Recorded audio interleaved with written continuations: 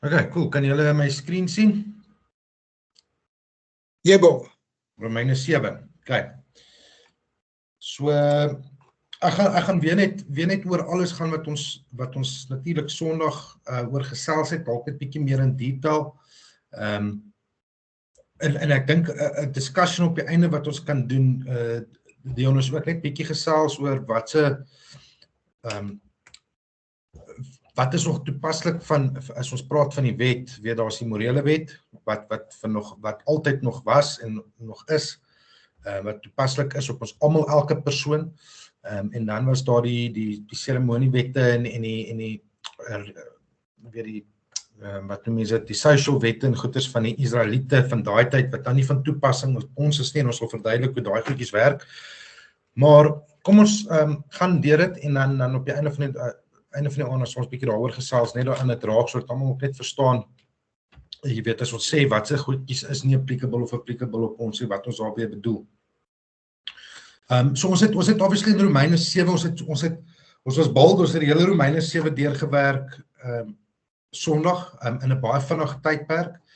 Soos ek reg gesê het, jy kan eintlik kom opbreek in 3 temas, en jy kan baie lank in elke tema spandeer. Net as mens praat van die wet, is 'n tema wat jy 'n week lank, 2-3 dienste kan op spandeer, om dit goed te verstaan.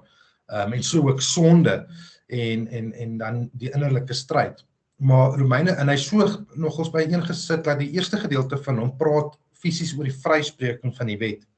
En as ons nou lees hier in Romeine 1, dan sê dit, of weet julle nie broeders, want ek spreek met mense wat die wet ken, dat die wet oor die mens heers solank as hy lewe nie. Want die getroude vrou is deur die wet aan die lewende man gebonde, maar as die man sterwe, is sy ontslaaf van die wet van die man. Daarom dan, as sy 'n ander man sin word, terwyl haar man lewe, sal sy egbreekster genoem word. Maar as die man sterwe, is sy vry van die wet, sodat sy nie 'n egbreekster is as sy 'n ander man sin word.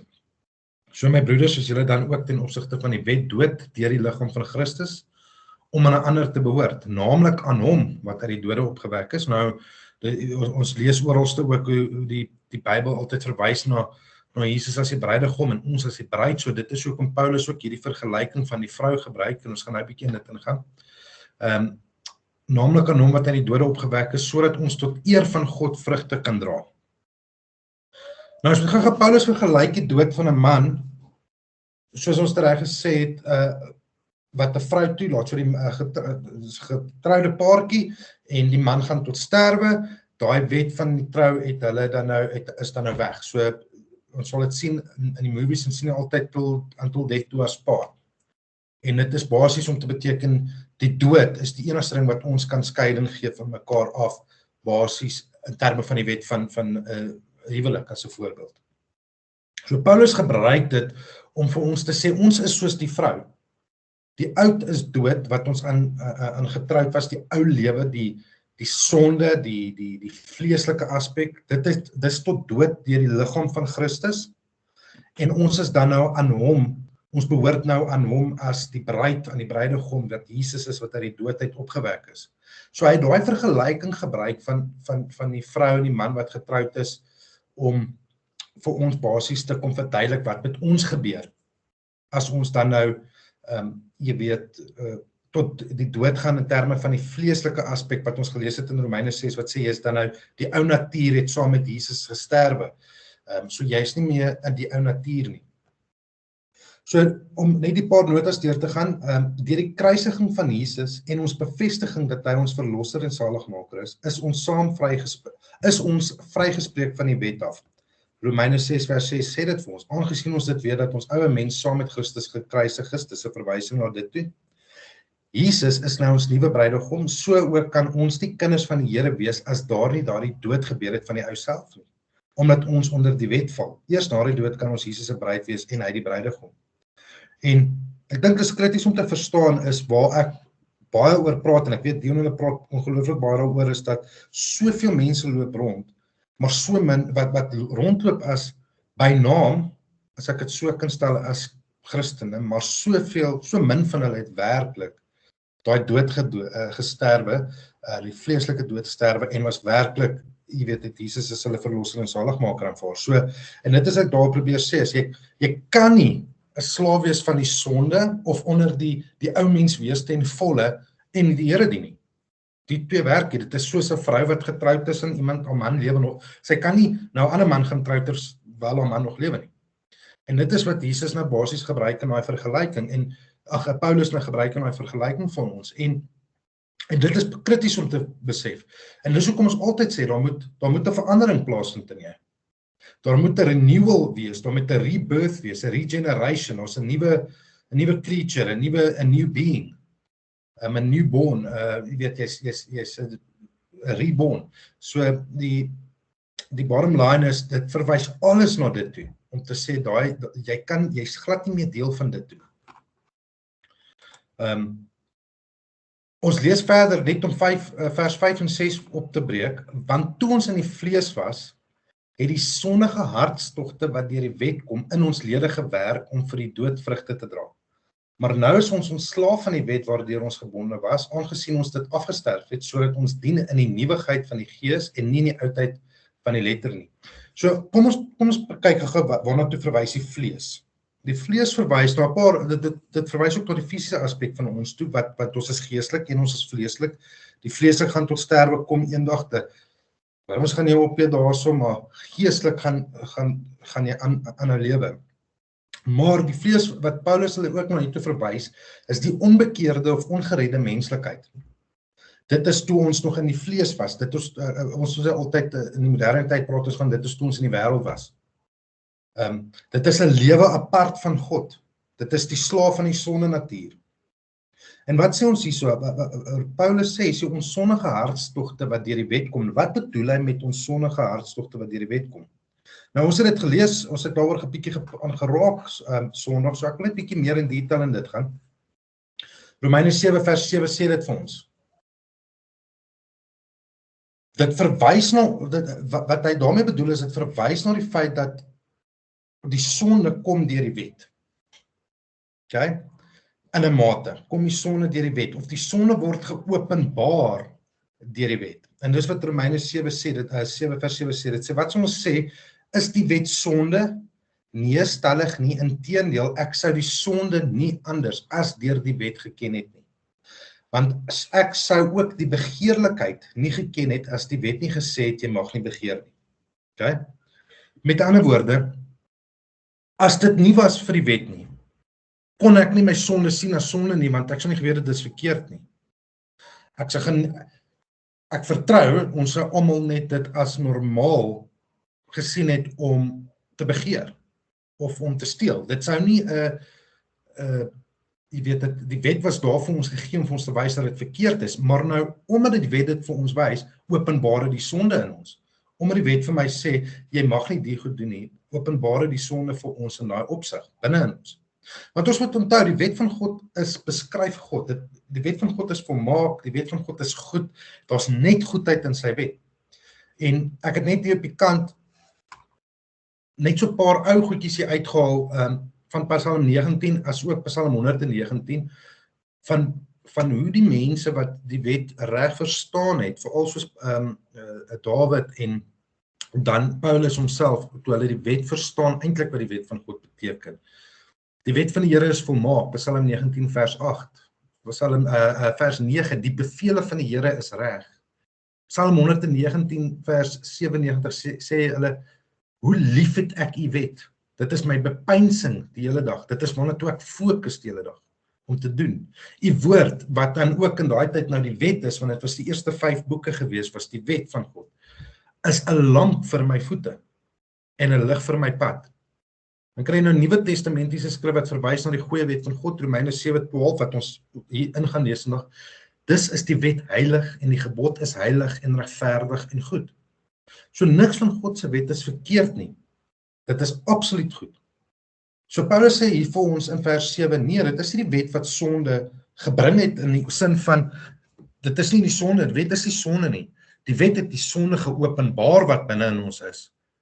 En ons sou nie verstaan het wat sonde is nie, ons sou ook nie die nagevolge kon verstaan het van sonde, as ons nie geweet het, jy weet wat die wet van God is en wat die konsekwens daarvan is, as ons daai wette van God breek nie. So, die wet was nodig om vir ons te wys hoe vervalle ons is. Maak dit sin om vir ons te sê, jy moet besef wie jy is en dat ek is heilig wat God is. Ek kan nie sonde verdra nie. Ek kan niks wat sleg is in die presence of, I can't be in the presence of this. So jy kan nie sien waar jy sleg is. Ek gee vir jou 'n wet. Jy moet hierdie wys vir jou eintlik hoe verval jy is. Want ek het jou gegee het, of voor dit met Abraham het ek al 'n belofte gemaak van 'n Messias wat julle gaan kom red. Nee? Hy gaan kom en hy gaan julle kom red. So uit hierdie wêreld uit jou slegheid uit, omdat jy jouself nie kan red in terme van die wet nie. Jy kan nie daai heiligheid bereik wat God is nie. Ons kan hom nie behaag nie. Romeine 3 leer ons dit. Ons het almal weggedraai van hom, of ons kan hom nie behaag nie. Ons kan hom nie soek in daai opsig nie. Ons kan nie sy standaard nie. Romeine 3 vers 23, we all fall short of the glory of God. So, die wet wys dit vir ons en dit leer dit vir ons. En wat ek like van dit, en wat dit met Paulus gedoen het, moet ons besef, dit is wat dit aan ons moet doen, is dat dit moet vir ons wys hoe desperaat het ek vir Jesus nodig.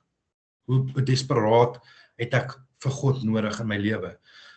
Te veel mense, en dit is wat met die fariseërs gebeur het, ons gaan nou daaraan raak, maar te veel mense loop rond om te dink hulle is goed genoeg in wat hulle doen. So hulle het hulle self verhard teen die sonde, hulle besef nie wat hulle doen is sondig nie. Dit gaan nie oor jou sonde is meer as my sonde nie. Dit gaan oor om te erken, ek is 'n sondaar en ek het 'n verlosser nodig. Ons almal is sondars. Ons almal verdien elke dag hel. Maar dit gaan oor om te besef, hoor ek is in dankbaarheid, in 'n nederigheid voor God en sê dankie. Dit is nie 'n kwessie van, jy weet, ek was onder 'n wet geplaas en ek strewe, ons moet daarna strewe, maar dit is nie van, maak ek nou 'n fout, ek is nie moeilikheid nie, dit is almal van ons maak hy fout, almal van ons is 'n val kort, maar dit is om te besef dat ek kort val, en in daai oomblik besef ek my slegheid, terselfdertyd besef ek God se goedheid. Want hoe meer ek myself sien vir wat ek werklik is, hoe meer kan ek God sien vir wat hy werklik is. So, maar net iets wat ek daar wil deel. Vers 8 sê vir ons, maar die sonde het aanleiding gevind deur die gebod en in my allerhande begeerlikheid gewerk, want sonder die wet is die sonde dood. Maar sonde het aanleiding gevind, so in 'n neutedop, sonde het die wet misbruik. Ons sonde natuur is rebellie teenoor God, sodoende sal ons vleeslike kant altyd die teenoorgestelde wil doen as wat God se wet vereis. Want ons is in rebellie. Adam en Eva het alle vryheid gehad, nogtans het hulle op die een beperking gefokus, deur aanleiding van Satan.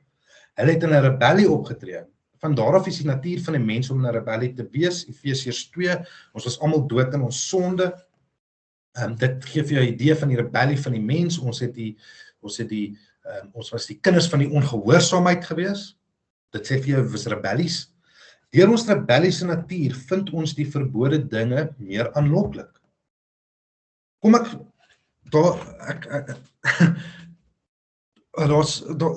vra jouself die vraag. Hoekom hou ek van sonde?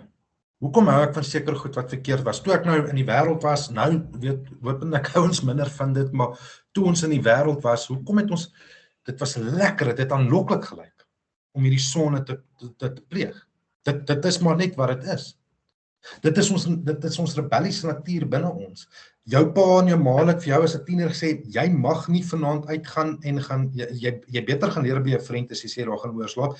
Jy beter nie uitgaan en gaan kuier en nonsens aan jou gaan. Wat het ons gedoen? Jy was in rebellie, jy het teen dit gegaan en dit was aanloklik, dit was 'n challenge, dit is wat ons wou doen. Ons wou doen wat nie reg is nie. Ons wou daai reëls breek. Dit is wat ons nog wat die onbekeerde persoon altyd wil doen. Dis wat die vleeslike aspek van ons altyd teen God wil doen. So deur ons rebelliese natuur vind ons die verbode dinge meer aanloklik. Nie omdat dit is nie. Dit is nie noodwendig meer aanloklik, dit lyk net so. Maar ook omdat dit ons toelaat om onder 'n illusie van selfwil te wees. So met ander woorde, wat ons sien is, wanneer die wet kom, word sonder meer aktief. Wanneer die wet kom, word sonde meer aktief. Wat bedoel ons met daai stelling? So, wanneer ek meer gefokus is op die goeie wette van God, sien ek hoe meer is die sonde aktief in my. Nie dat dit openbaar het net meer in my. Dit lyk meer aktief in my, want ek sien dit meer raak. Maar wanneer ek minder fokus op die wette van God, sien ek nie my sonde meer raak as sonde nie. Verstaan? Ek raak gewoond in my sonde, dit pla of affekteer my nie meer, dit openbaar dit self nie meer vir my so erg nie. So wanneer die wet kom, word die sonde meer aktief. En dit is basies wat die sonde gedoen het, om aanleiding te vind deur die gebod, om te sê, ek gaan dit misbruik in daai opsig. Sonde gaan die wet basies misbruik van God om vir ons, omdat ons in 'n rebelliese state of nature is. So enige vrae wat julle net sê, asseblief. Ek weet ons baie tegniese goedjies hierdie. Vers 9 sê vir ons, en sonder die wet het ek vroeër, sê Paulus, en sonder die wet het ek vroeër gelewe, maar toe die gebod kom het die sonde weer opgelewe en ek het gesterwe. Paulus sê hierso, toe hy nie die wet verstaan het nie, voor sy bekering was hy in hierdie persepsie lewend en nie dood nie, geestelik nou gesproke, want hy het gevoel hy's perfek in die wet van God, soos dit al die fariseërs en so aan gedoen het, die geleerdes en die priesters en almal gelewe het. As jy dit nie doen nie, is jy perfektheid, dis works righteousness, self-righteousness, dis al die goeders wat teen God se grein in elk geval was. Paulus was so, in daai persepsie wat hy in gelewe het hy besef hy is nie, of het hy gedink hy is nie dood nie, in terme van geestelik in die verhouding met God nie. Maar toe besef hy die bedoeling van wat die wet eintlik bedoel, en waaroor wat die wet van God beteken. Dit is dieselfde soos dat Jesus gesê het vir die fariseërs, het sê julle julle weet wat die wet sê, dit sê jy mag nie moord pleeg nie, maar in jou hart, as jy net jou broer haat, is dit so goed soos dit. Jy weet so, uit vir hulle heeltemal 'n nuwe konsep van die wet gegee, want hulle het nie die wet reg verstaan nie, hulle het die wet verkeerd interpreteer, en Paulus was een van dit. Tot hy by die verstand kom van die wet, besef hy dat daar was 'n geestelike dood in hom. Hy was eintlik in 'n skeiding, hy was 'n sondaar, hy was vervalle, hy besef toe, hy was 'n hipokriet. So baie van ons loop ook daar rond, as ons daaraan dink. Jy weet, ons is nie die ou wat die moord pleeg nie, ons is dalk nie die ou wat die geld gesteel het nie, ons is dalk nie die ou wat perjury commit het nie, ons is miskien, jy weet, ons het nie ons ma en pa gevloek nie, en verkeerd of gemishandel of enigiets soos dit nie. En jy weet, ek het dalk nie beeltjies in my huis en alles wat ek kan bid nie, maar wat het ek nie in my hart al gedoen en gesondig nie? En dit is wat Jesus vir ons probeer sê. Die wet is nie net die uiterlike nie. Die wet uitleef is die innerlike wat na die uiterlike toe uitlewe. Dit is nie die uiterlike wat net weet en die innerlike is dood nie. Dit moet van die hart af uitgeleef word. Dit moet 'n begeerte wees van wie ons is aan die binnekant. Dit moet ons nuwe mens wees. Dit is die volkome wet. Dit is die vervulling van die wet soos dit Jesus het gedoen het. Want hy het dit nie gedoen om mooi te lyk aan die buitekant nie. Dit is wat sy hele kern as mens was. En dus hoekom hy in perfektheid kon rondloop. Die leiers, die priesters, fariseërs het die wet van God uitgebeeld in die uiterlike en dit gesien as die goeie werke en hulle self volgens dit selfregverdig, self-righteousness. Hulle het deur hulle werke die wet probeer volhou. Hulle self eintlik verhard teenoor die waarheid van die wet. Dit is eintlik wat die fariseërs gedoen het. Hulle het hulle self heeltemal verhard teen die eintlike bedoeling van die wet, deur om hierdie wet aan die buitekant te probeer hou en te volhou en hulle self te exalt oor die mense, om te sê, maar kyk hoe goed is ons is hierdie priesters, dis wie ons is. Dit is presies wat hulle gedoen het. En julle is almal slegter as ons. En ek mens kan in baie detail ingaan met dit. Jy weet, baie lank ure spandeer op daai topic alleen. En ons sien dit, en ons is geneig om altyd die fariseërs uit te wys dit, maar baie keer loop ons almal rond as die fariseërs. Wanneer ons iemand judge wat miskien iets doen wat ons verkeerd doen, soos ek gesê het, iemand wat miskien 'n verslawing het. Iemand wat miskien nie so suksesvol soos jy is in die lewe nie. Ek het al soveel mense gesien as wat neerkyk op ander mense oor hulle sosiale status. Maar hulle sit elke Sondag in die kerk of hulle loop rond en hulle post heel dag Christelike goedjies, maar sy sosiale status is omdat hy nou iets anders te bereik het wat daai dalk het nie, nou ag hy homself beter. En ek dink dit is waarna toe hierdie ook baie na dit toe verwys en wat ons jy weet moet besef, dit is wanneer jy daar is jy half dood vir jou sonde, want jy sien dit nie meer as sonde nie. Jy is nie dood vir die sonde nie, maar jy sien dit nie meer as sonde nie, jy sien dit nie as verkeerd nie, jy self-exalt yourself, is 'n self-righteousness wat plaasvind. En dit is reig deur die hele Christelike gemeenskap in general. Is dit 'n ding wat baie aktief is. En hoe meer ek dit sien, en hoe meer ek gaan met julle iets deel, Romeine sê baie dinge vir my geopenbaar. En dit was ek het met Dion gepraat na die diens Sondag, toe sê ek het so lank gestry met Romeine 7 om dit bymekaar te sit in my kop oor hoe gaan ek hierdie boodskap oordra, want in baie van dit praat ek met myself. Jy weet, jy skryf dit en jy besef, maar broer, ek sien myself in so baie van hierdie goed. En partykeer wonder jy vir wie is die boodskap en dan besef jy, miskien was dit vir jou, né? So ja, dit is 'n boodskap wat baie na in my geraak het die laaste 2 weke, dink ek nogals wat ek op fokus gesit het. Dit was deel van die plan om daarby uit te kom. Ek het nie besef dit gaan dit in my doen of vir my goed uitwys in myself nie. So ek hoop werklik in almal van ons, jy weet, sal ons hierdie goedjies, en dit is ook wat ons doen so belangrik is, om hierdie goeders deeglik deur te gaan. Vers 10 tot 12 sê vir ons, en die gebod wat die lewe moes wees, die het vir my geblyk die dood te wees, want die sonde het aanleiding gevind deur die gebod en my verlei en daardeur gedood. Dis is die wet heilig en die gebod is heilig en regverdig en goed. Kyk, net Christus kon in alle opsigte die wet van God uitleef en vervul. Net Jesus kon dit doen. Teoreties, as die mens dit kon doen, as ons teoreties die wet kon uitoefen, dan was daar nie veroordeling op ons nie. Want dit sê die wet bring veroordeling, maar ons weet die wet bring die dood, omdat ons almal gaan kortval. Teoreties, as ons die wet kon uitoefen, dan was daar nie 'n dood vir ons gewees of 'n veroordeling of hierdie skeiding vir ons gewees nie, maar ons kan as mens dit nie doen nie. Net Christus kon die wet in volle uitleef. En solank ons dit kan besef, dit is die belangrikste ding vir ons om te besef, is om te weet, dit is net Christus se werk wat dit vir ons kon doen. Paulus besef dit en besef die wet probeer om ons mislei, om te dink dat hy aanvaarbaar sal wees voor God in sy eie meriete en goeie werke. Hierdeur val ons in die lokval van legalism of wetisme. Ons minag die werk op die kruis, en hoe meer ons op onsself staat maak, hoe meer sal ons val. Dit is net die realiteit. Want ons maak nie meer staat op Christus nie. Ons probeer alles by onsself doen, as ons in hierdie trap val van op ons eie meriete en ons eie goeie werke guns te vind by God. En dit is presies om weer terug te gaan na die fariseërs toe, dit is presies wat hulle gedoen het.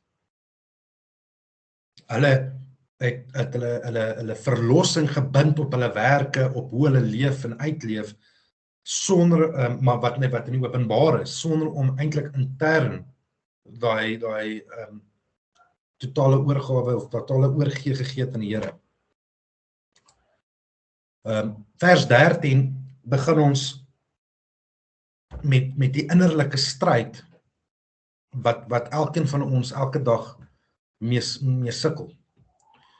En dit sê by vers 13, het die goeie dan vir my die dood geword? Nee, stellig nie, maar wel die sonde, dat dit kon blyk sonde te wees, omdat dit deur die goeie vir my die dood bewerk, sodat die sonde deur die gebod uitermate sondig kan word. Nou, Ek weet veral met die Afrikaanse 53 vertaling, dit is verskriklik complicated, dit is my som net so vir die eerste keer lees.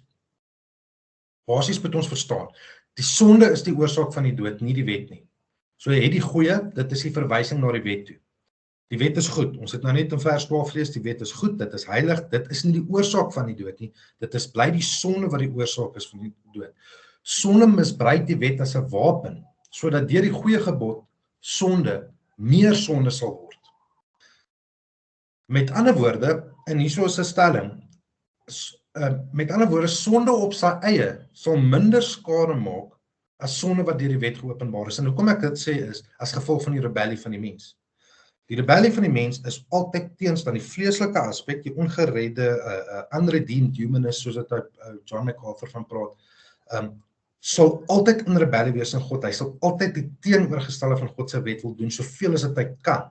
So, as die sonde misbruik die wet in daai opsig om meer sonde te kan toepas. Ons het dit vroeër gelees, ons het gesê, hoe meer die wet kom, hoe meer sal sonde wees.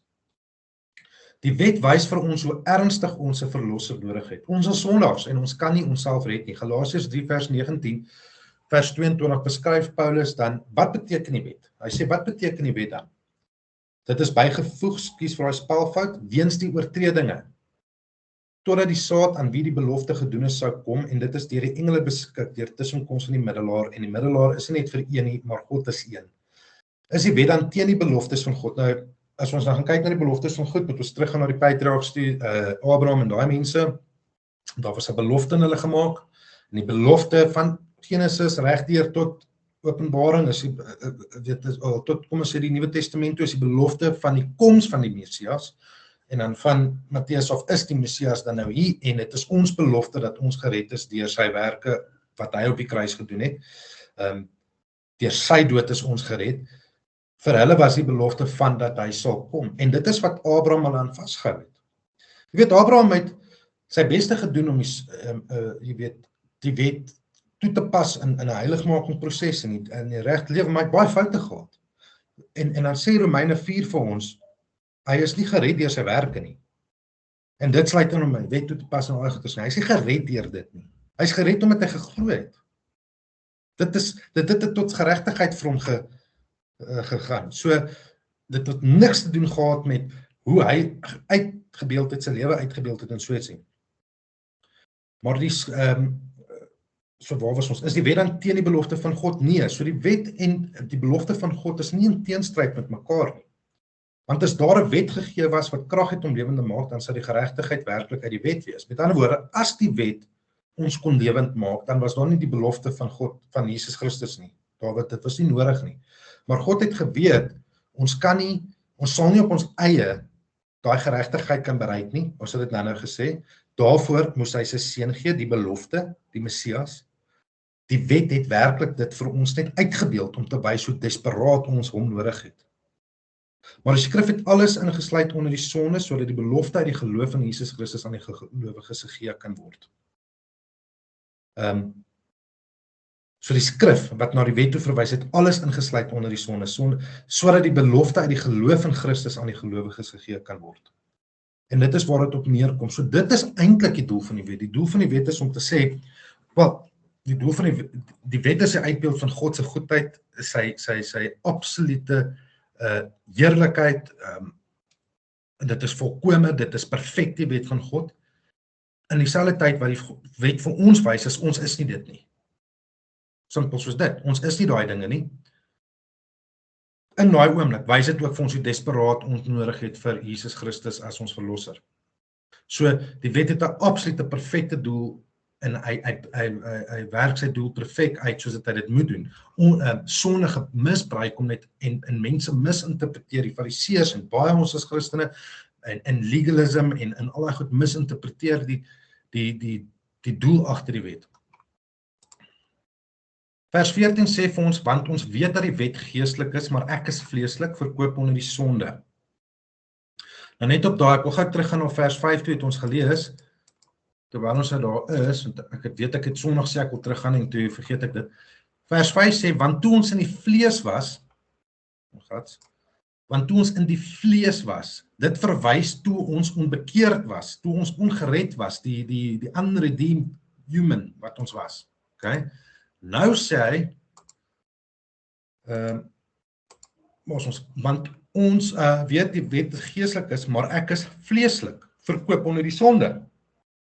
Nou sê, so nou maak dit baie mense dit mekaar, so maar wag 'n bietjie, sê ek, toe ek in die vlees was, wat meneer, ek is nou gered is ek nie meer in die vlees nie, maar nou sê jy, ek is vleeslik verkoop onder die sonde, hoe werk dit? So, eerstens, wet is geestelik, dit verwys na die heilige eienskappe van God, ek is vleeslik, verwys na die ongeredde, onbekeerde menslikheid. In vers 5 het Paulus verwys na in die vlees, met ander woorde, ek was onder gevangenis van my ou vlees, my sondenatuur, ek was 'n slaaf. Wanneer Paulus nou verwys na ek is vleeslik, beteken dit dat die vleeslike aspek wat elke persoon wat gered is, nog binne in hom het. Daardie gedeelte van die vlees is die huisvesting van sonde. Daai gedeelte is verkoop onder die sonde. Met ander woorde, die vleeslike aspek wat nog steeds saam met ons almal gaan, daai remnant van wie ons was, wat nog steeds met ons is, sal altyd daar wees en dit sal altyd die sonde wees. Dis die huisvesting van sonde, die base camp van sonde. Maar daai liggaam beheer ons nie meer nie. Maar hou lede, ons vleeslike liggaam van ons nog in gevangenis, dit hou nog van ons vleeslikheid in gevangenis, die sonde. Sonde beheer ons nie meer nie. Dis nie veronderstel om jy mee te beheer nie. So, ons sondig, maar dit is nie meer waar ons in totale slawerny is van sonde nie. Wat nou gebeur is, en ons gaan dit nou lees in vers 15, is presies wat met Paulus gebeur. Wanneer jy in 'n stryd begin kom met jou sonde, wanneer jy in teenstand kom met jou sonde, wanneer jy jou sonde begin haat, al doen jy dit, en wanneer jy weer is verkeerd, en jy hou nie daarvan nie, en jy kom tot bekering, en soos Matteus 5 vers 4 vir ons sê, blessed are those who mourn, for they will be comforted, daai wat hulle innerlike stryd voer met die sonde, en hulle sonde haat elke oomblik van die dag,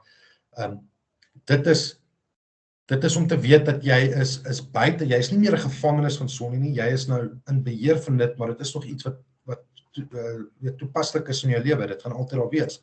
En dit is presies wat hy in vers 15 sê. En ek lag elke keer as ek hierdie stuk lees, want ek dink dit som ons almal op.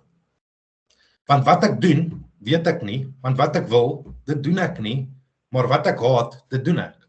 En dit wys die teenstryd tussen die vlees en die gees. Paulus verwys na dinge wat hy doen waarmee hy nie saamstem nie, wat hy nie goedkeur nie, maar in sy vleeslikheid kan hy net sondig. Die vleeslike aspek sal altyd ongehoorsaam teenoor God wees. Die Heilige Gees deur die wet van God oortuig hom nou dat sonde verkeerd is. Sy nuwe natuur is 'n teenstryd met die ou natuur.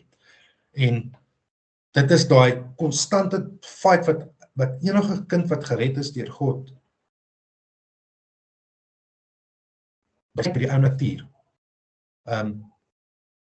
En hierso is die ding, die stryd is krities belangrik vir twee redes. Dit wys ons dat God is besig om met ons te werk. En dit wys ons dat ons erken ons sonde.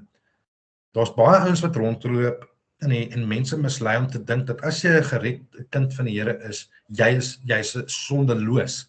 Ek het 'n preek gehoor nou die dag van die ou wat rondloop en sê hy het nou mos sin.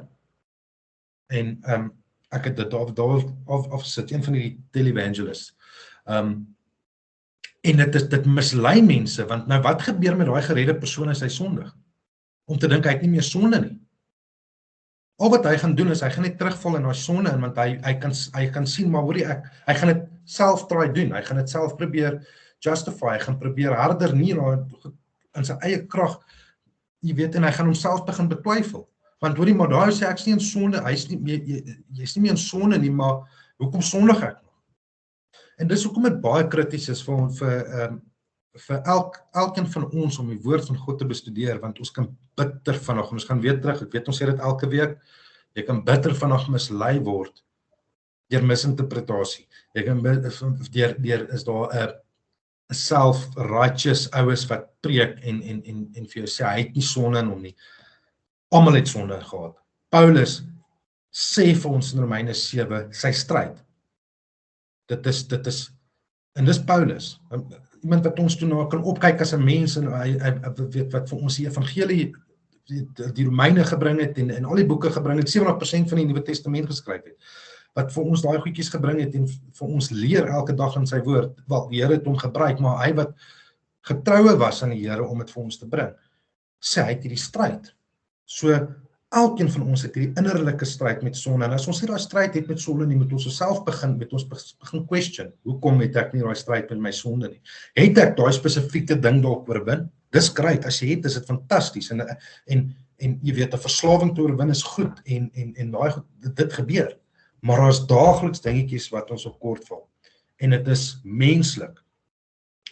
Dit is nie 'n lisensie om sonde te doen nie.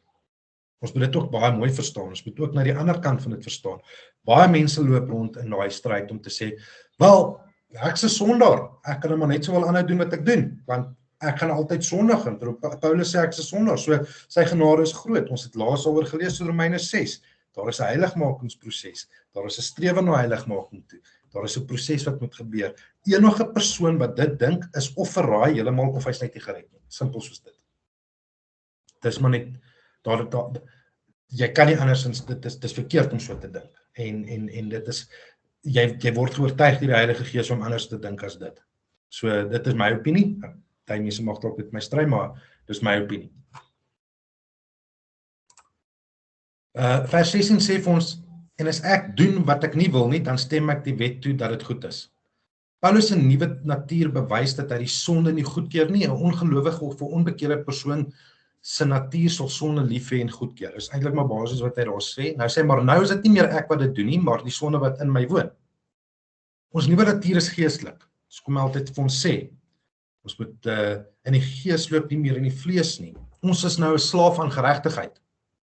Die oorblyfsel van ons ou natuur is waar die sonde woon, basecamp. Die vleeslike aspek wat binne hom is, en elkeen van ons is. En dis waar die sonde woon. Dit is nie meer sy hele natuur nie, maar dit is 'n gedeelte nou van hom. Dit is 'n oorblyfsel van sy ou natuur wat by hom is. Something that is attached to him. No longer controlling him, but just attached to him. En so hy sê, dit is waar die sonde woon. Die vers word baie keer gemisinterpreteer om te sê, ja, maar ek's geestelik, soos my vlees sonde, ek meen, weer eens, ek kan nie die blaam vir daarvoor nie. Nee, dan sou Paulus nie die stryd gevoer het en gesê, o, ek ellendige mens wie ek is en al daai goeders nie, as hy nie gesien het dat dit verkeerd is nie. So hierdie spreek ons ook nie vry om aan te hou sondig, omdat dit nou die sonde is wat hierdie dinge veroorsaak nie. Vers 18 sê vir ons, want ek weet dat in my, dit wil sê in my vlees, sien waar die verskil nou, waar hy gesê het, vroeër het hy gesê, was hy in die vlees. Nou sê hy in my vlees, niks goeds woon nie. Met ander woorde, dis nie meer, weer eens, sy totaliteit nie, dis 'n gedeelte van hom. Want om te wil is by my aanwesig, maar om goed te doen, dit vind ek nie. Want die goeie wat ek wil, doen ek nie, maar die kwaad wat ek nie wil nie, dit doen ek. Maar as ek doen wat ek nie wil nie, dan doen ek dit nie meer nie. Maar die sonde wat in my woon. Ek vind dus hierdie wet, dis nie 'n wet van God nie, dit is wat hy nou maar net noem as iets. As ek die goeie wil doen, is die kwaad by my aanwesig. Okay? En ek dink ons kan in baie opsigte van ons lewens dit getuig as ons werklik eerlik is met onsself om in die spieël te gaan staan en te sê, baie kere doen ek goed, goeie dinge, maar daar is dan doen ek slegte dinge terselfdertyd, wanneer ek iets goeds wil doen. Dit gebeur met ons almal. En hierdie stukkie is en hier kan jy presies sien waar hy is, en die is 'n ware Christen wat praat, want ek verlustig my in die wet van God na die innerlike mens. Ek wil die Engelse ene, gou hier soveel lees, ons hulle nie omgee nie. Dit sê, wat is vers 22? For in my inner being, I delight in God's law. Nou, 'n kind van die Here, 'n ongeredde persoon, kom ons te begin eers daar, sal nooit delight vind, of verlustig wees in die wet van God nie. So Paulus hier is 'n geredde mens. Okay? Ons kan dit bevestig, en baie mense is teenstrydig met dit, net FYI. Dis hoekom ek 'n punt nog van maak om dit uit te noem. Hulle sê hierdie is 'n ongeredde persoon wat hiervan praat. Nee, Paulus hier, geen ongeredde persoon gaan lief wees vir die wet van God nie. So, hy sê, hy verlustig homself daaraan. Hy vind delight, I delight in God's law, in my innerlike mens. Maar ek sien 'n ander wet, wat in my lede stryd voer teen die wet van my gemoed, en my gevange neem onder die wet van die sonde wat in my lede is. En dis weer eens, dis nie daai twee stryd. En dan sê hy the all famous scripture, ek ellendige mens, die Engelse weergawe, what a wretched man I am. Wie sal my verlos van die liggaam van hierdie dood? Ek dank God deur Jesus Christus, ons Here. Paulus duur voort in sy stryd met die sonde en die vlees binne in hom. Hy besef niks wat hy doen as mens, kan hom red van die liggaam van die dood, nie behalwe Jesus Christus. Okay? Paulus is frustreerd met die sonde. Hoe meer hy die wet van God verstaan en lief het, hoe meer besef hy hoe erg en verkeerd sonde is. Ons moet frustreerd wees met sonde, mense. Ons moet beklei teen sonde. Ons moet dit nie like nie. Dit moenie iets is dat ons delight in vind. We have to find the light in the law of God, but we should not find the light in sin. Ook hoe nader Paulus aan God beweeg, hoe erger voel die sonde. Is dit nie so nie? Hoe nader ons aan die Here begin beweeg, hoe meer haat ons sonde of ons teenstrydig met die sonde, and that's a good thing. Paulus besef ook die stryd kan nie gewen word deur homself nie. Hy kan nie in homself red van hy kan hom nie self red van die vlees en sonde nie. Hy besef dit kan net gebeur, my spelling gisteraan 12 uur was wild hierso. Hy besef dit kan net gebeur deur die werk van die Here. Dit kan net gebeur deur die werk van die Here. En al die het die wet gehelp om dit te openbaar en vervalle sonde uit te wys en dan ook uit te wys hoe desperaat ons Jesus op die kruis nodig gehad het. Dit het ons gewaarsku, dit moes eintlik die wet waarsku ons. Die wet wys vir ons jy is 'n sondaar. Dit wys ons jy is vervalle, maar dit wys vir jou hoekom jy Christus so desperaat nodig het. So die wet het 'n perfekte purpose vir ons in ons lewe en ons moet vashou in dit, in wat God se ons praat van die gebooie en sy sap goedjies. Ons moet vashou daaraan, want dit is absoluut wonderlik, heilig en goed vir ons. Dan net om op te som en dan kan ons maar lekker gesels oor die wet en so aan. Hierdie stryd is nie 'n teken van mislukking nie, maar eerder bewys dat daar 'n nuwe lewe in ons is, dat ons harte verander het en nou saamstem met God. Die grootste gevaar is om te dink ons kan onsself red deur die wet te hou. Dit lei tot selfgeregtigheid en wettisisme en trek ons weg van die kruis af. Daai is 'n nuwe woord vir my. Ek het hom vir die eerste keer gelees gister. Die waarheid is, ons kan nie onsself red nie. Ons kan nie die stryd wen in eie krag nie. Hy alleen, dis Jesus, het die wet volmaak vervul. Hy alleen het die prys vir sonde betaal. Hy alleen kan ons vrymaak van die liggaam van hierdie dood. Daarom is ons hoop nie in wat ons doen nie, maar in wat hy reeds gedoen het. En nou leef ons nie meer onder die ouheid van die letter nie in die terme van die oordeling van die wet en wat, want tot die wet kan ons net oordeel. Die wet sê vir jou, jy het dit nie reg gedoen nie, die oordeel, wages of sin is death. Dit is, en daai dood dit kan in alle moontlikhede die fisiese dood wees, maar in alle greater scheme of things, in all eternity, gaan dit die geestelike skeiding wees met God, dit is hel. Dis die dood wat jy gaan lei. Dit is wat sonde aan jou gaan doen, as jy onder die wet val, en nie in die nuutheid van die gees is nie. As jy nie aan Christus behoort nie. Daar is net een weg. Daar is net een waarheid, en dit is Christus. Ek gee nie om hoe goed jy dink jy is, en wat se filantropiese werk jy doen op buite, as jy nie Jesus as jou verlosser en saligmaker het nie, jy het 'n probleem. Jy kan net op een manier by God uitkom. En dis deur te glo dat Jesus Christus ons verlosser en saligmaker is, en dat hy vir ons gesterf het. Dit is die waarheid, dit is al wat ons het, om in te glo, dis al wat ons hoef te glo. So, jy weet, maak nie saak wie jy is, jy weet, hoeveel geld jy in by mense, en wat so goeie dinge jy gedoen het nie, en hoe heilig jy probeer lewe, maar sonder Christus beteken, you're gonna fall short. No one will be seen as righteous en geregtig gemaak voor God nie. Dit kan net gebeur deur Christus. Ek wil dit so stel, as jy voor die Here staan, dit is basies wat dit moet wees, as jy voor God die Vader staan, en hy kyk vir jou, moet hy Jesus sien as hy vir jou kyk. Dit is wat gebeur met Jesus, want dit is wat Jesus werklik doen vir jou. Hy is jou advokaat, hy gaan staan in jou plek, en hy sien vir Jesus. En hy sien sy perfekte seun. So, dit is wat Christus vir jou beteken en my beteken. So ons kan praat oor die wet, ons kan praat oor al hierdie dinge, maar daai is die kern, daai is die waarheid. En in daai oomblik kom daar 'n dankbaarheid in jou om te besef, net weer eens wat ons gelees het in Galasiërs, is hoe desperaat ek is eintlik net om Christus in my lewe te hê. Nothing I can do can get me there. Dis alles die werk van die Here. Okay. Cool. Gaan op 'n share. Daar's hy. Enigiemand vra, enigiemand iets add?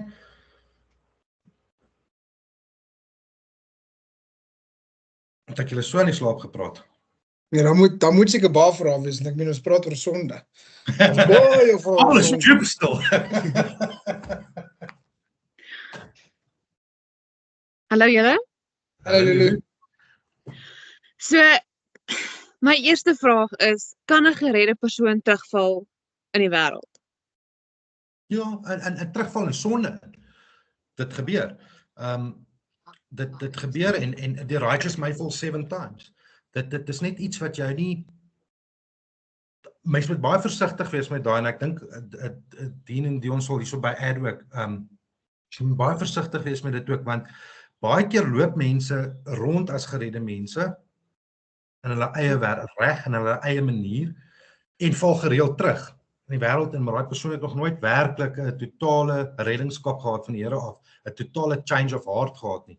So kom ek, en hierdie is baie bold wat ek nou gaan sê, is ons moet weet, onthou ons het laas ook gesê, die Here hou jou vas in sy hand, in Jesus se hand, en hy is in God die Vader se hand. Niks sal jou van hom af wegtrek nie. So enige kind van die Here, wanneer hy by sy redding kom, kan baie keer terugval in sonde, en dit is wat ons net gelees het, ons is sonde natuur, ons het hierdie stryd wat ons in fight, maar dit is om die geregtige sal altyd weer opstaan en terugval. Die ongeredde persoon gaan terugval in die wêreld in, want dit is waar hy wil wees. So hy mag dalk rondloop en lyk soos 'n Christen, en probeer op sy eie wys te doen, en hy sal terugval in die wêreld in en dit geniet om daar te wees, want dit is vir hom lekker. So, dit's my teologie agter dit. Ek seker Dion hulle sal add op dit, maar 'n geredde mens, daar is 'n definite change. Although we fall back sometimes, daar is 'n verskriklike verandering in jou, daar's 'n verskriklike stryd teen daai ou mens wie jy was. Jy wil nie daai ou mens wees nie. Partykeer wil jy, want dis die vlees wat praat. Maar meestal van die tyd gaan jy in teenstryd daarmee, daar gaan skuld kom, daar gaan, wat het ek nou net gedoen? I'm going to be convicted by the Holy Spirit. Listen, this is what you're doing is wrong. Jy weet, so, dit is om te luister vir dit. Wie is jy? Lulu, ek dink op die einde van die dag gebeur dit, maar met majority van ons, ek sal sê, ek kan nou nie spesifieke statistieke en goeders weer uitgee nie, maar in my persoonlike lewe het dit gebeur al hoeveel keer, maar die Heilige Gees en die liefde vir die Here het my elke keer teruggebring op die pad, en die oortuiging dat ek verkeerd doen, dat ek sonde doen, dat dit is nie reg nie, dat dit het my teruggebring na Jesus se voete toe. So jy sal nie verlore gaan nie, en ek en Dien het hierdie gesprek na die aand ook gehad, van wat gebeur van die mense wat gered is, en wat dan van die pad af klim. En op die einde van die dag bly elke mens verantwoordelik vir homself, en die Here het 'n plan vir elkeen individueel.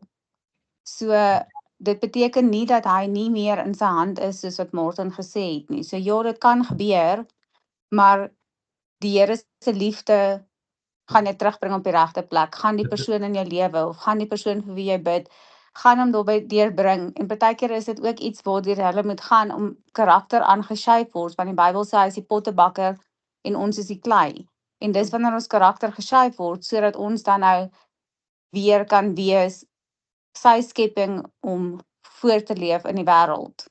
Maak dit vir jou sin? Dit doen baie dankie. So vat Dawid as 'n voorbeeld. Sal 'n stryd wat hy gevoer het, jy weet, Dawid was 'n man na in God se hart gewees, maar Dawid het 'n paar keer verkeerde foutjies gemaak, maar een was die egbreek en moord terselfdertyd. So hy het geval in sy sonde natuur in, maar in sy hart het hy, daar was 'n ander hart, dit was 'n ander mens gewees, sy intern was ander, dit was nie in volle sonde gewees nie. So wat ek sê is, en dis presies wat Lina gesê het, die geregtige mag baie keer 'n val en terugval in die wêreld. En ons moet probeer om nie daarin te val nie. Want dit is gevaarlik, dit is nie goed nie. Dit is nie wat God wil hê vir ons nie. Hy wil die beste hê vir ons. So dit is nie waar ons wil wees nie, maar dit gebeur dat ons terugval. Baie mense wat terugval wel. Hulle moet self 'n ondersoek doen. Nie ek of jy gaan weet nie. Net FYI. Ons gaan nie weet nie. Maar hy moet gaan self ondersoek doen oor sy hart. Waar wil hy eintlik wees? Wil hy in die wêreld gewees het? Het hy daai stryd gevoer? Want Dawid het dadelik skuld gevoel. Hy het sy skuld admit, die volle hy was verkeerd geweest. Dit is die verskil. Ek dink Dion, jy het gepreek oor dit op 'n stadium. En dit was die verskil. Hy het geval, maar sy hart het hom dadelik gekonwek. Die Heilige Gees het hom dadelik konwek en al het hy rukkie gevat om uit te kom, hy het met dit geborstel. Dit is wat belangrik is. Baie ons val terug omdat die hart nog nie verander het nie. En hulle wil eintlik in die wêreld wees. Die sonde is nog oorheers hulle nog. Dit is die realiteit.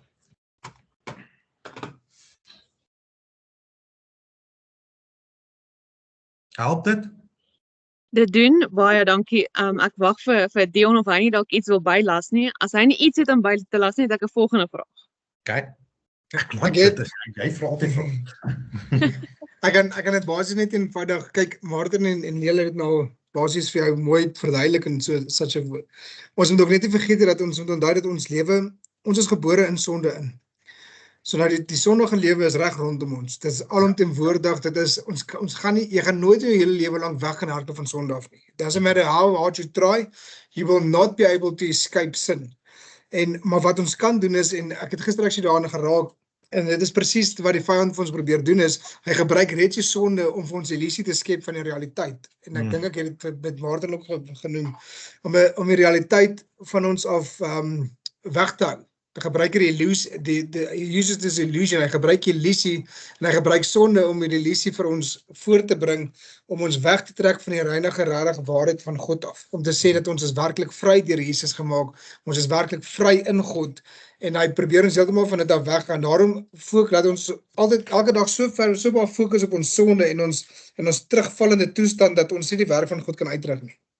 Dat ons nie op 'n punt kom waar ons nie regtig vir die Here iets wil doen nie, om John ek het gisterand genoem, dat jy basies, kom ons sê byvoorbeeld die Here sê vir jou, hoorie so gaan bid vir Martin, en sê maar Here ek kan nie, want ek het nou net 5 minute terug het ek kwaad geword vir die taxi, verstaan jy?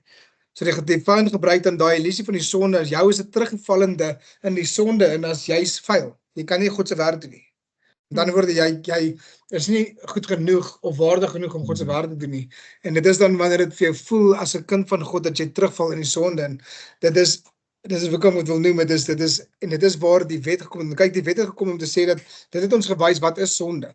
Ja. En Martin het dit mooi vir ons uiteengesit om te sê dat as ons dan nie geweet het steel is 'n sonde nie of verkeerd nie, dan sou ons nooit geweet is 'n sonde nie. Ek dink ons almal so rondgeloop met mekaar so goed gesteel het. Dit sou normaal gewees het soos om met mekaar te praat, verstaan jy? Maar omrede daar kan dit 'n bakkie vir my gee, ek hoef hom nie te steel nie. Ja. Wat het sy premie ook? So ons moet dit is hoekom ons so heavy of so baie naby aan die waarheid is, ons so lief is vir die waarheid, want at the end of the day, the truth shall set you free. En dit is nie, baie mense dink dit is 'n fisiese free. Ons gaan nou jou shackles afval en nou is jy vry. Jy gaan nou voorspoed hê. En dis nie dit. Ons praat van 'n geestelike gebondenheid wat die wêreld, wat die vyand reeds in jou het met sondige, dus dit van daar vry maak om te sê jy's werklik vry. Met ander woorde, waar jy kan opstaan in die oggend uit jou bed uit en sê, weet jy wat, ek is dankbaar vir die bietjie wat ek het, want ek het niks meer nodig nie. Die realiteit en die waarheid van God is dit reeds dat alles wat ons nodig het, dat hy klaar vir ons gegee. As jy mooi gaan dink, hoe 'n mens gemaak is en geskaap is, jy het letterlik net water, asem, of water, suurstof en daai klas van dinge nodig. Dit is nie goed dat jy nie nodig nie. Jy het nie 'n groter, beter huis, 'n duurder, fancier kar nodig nie. Dit is lekker, dit is gemaklik, but you don't need it. So die realiteit is dat ons het klaar alles wat ons nodig het om vir God te kan leef. Wat is 'n ou se naam? Daar's 'n ander ou wat uit cerebral paralysie en dit is die ooralste Facebook en goeders gewees waar hy ook gepraat het van hy het hierdie, en God het hom geroep om sy werk te gaan doen, en hy het dit, en hy kan nie praat en die mense verstaan hom nie, maar wat is ons verskoning, verstaan nie? So, even vir dit, God het vir ons genoeg gegee wat ons het, en dit is die realiteit. So, ja, ek hoop dit maak sin in terme van wat jy gevra het, is om net soveel te fokus in die terugval of die terugval in jou sondige toestand nie, maar meer om te fokus net op God. 100%. Ja. Lulu, Sorry, sorry Lia, daar het jy nou baie ware punt gesit, Dion, wanneer jy jou fokus so totaal en al op God het, it's just gonna work out the way it should. Ek dink baie van ons is bewys, dit alles, wanneer ek my fokus op God plaas, totaal en al, dit is asof die rest net in plek val. Hy sê mos, dit is first seek the kingdom of God and his righteousness. Jy weet, en daar is critical, sit jou fokus op hom. Die rest sal in plek val soos dit moet, ja.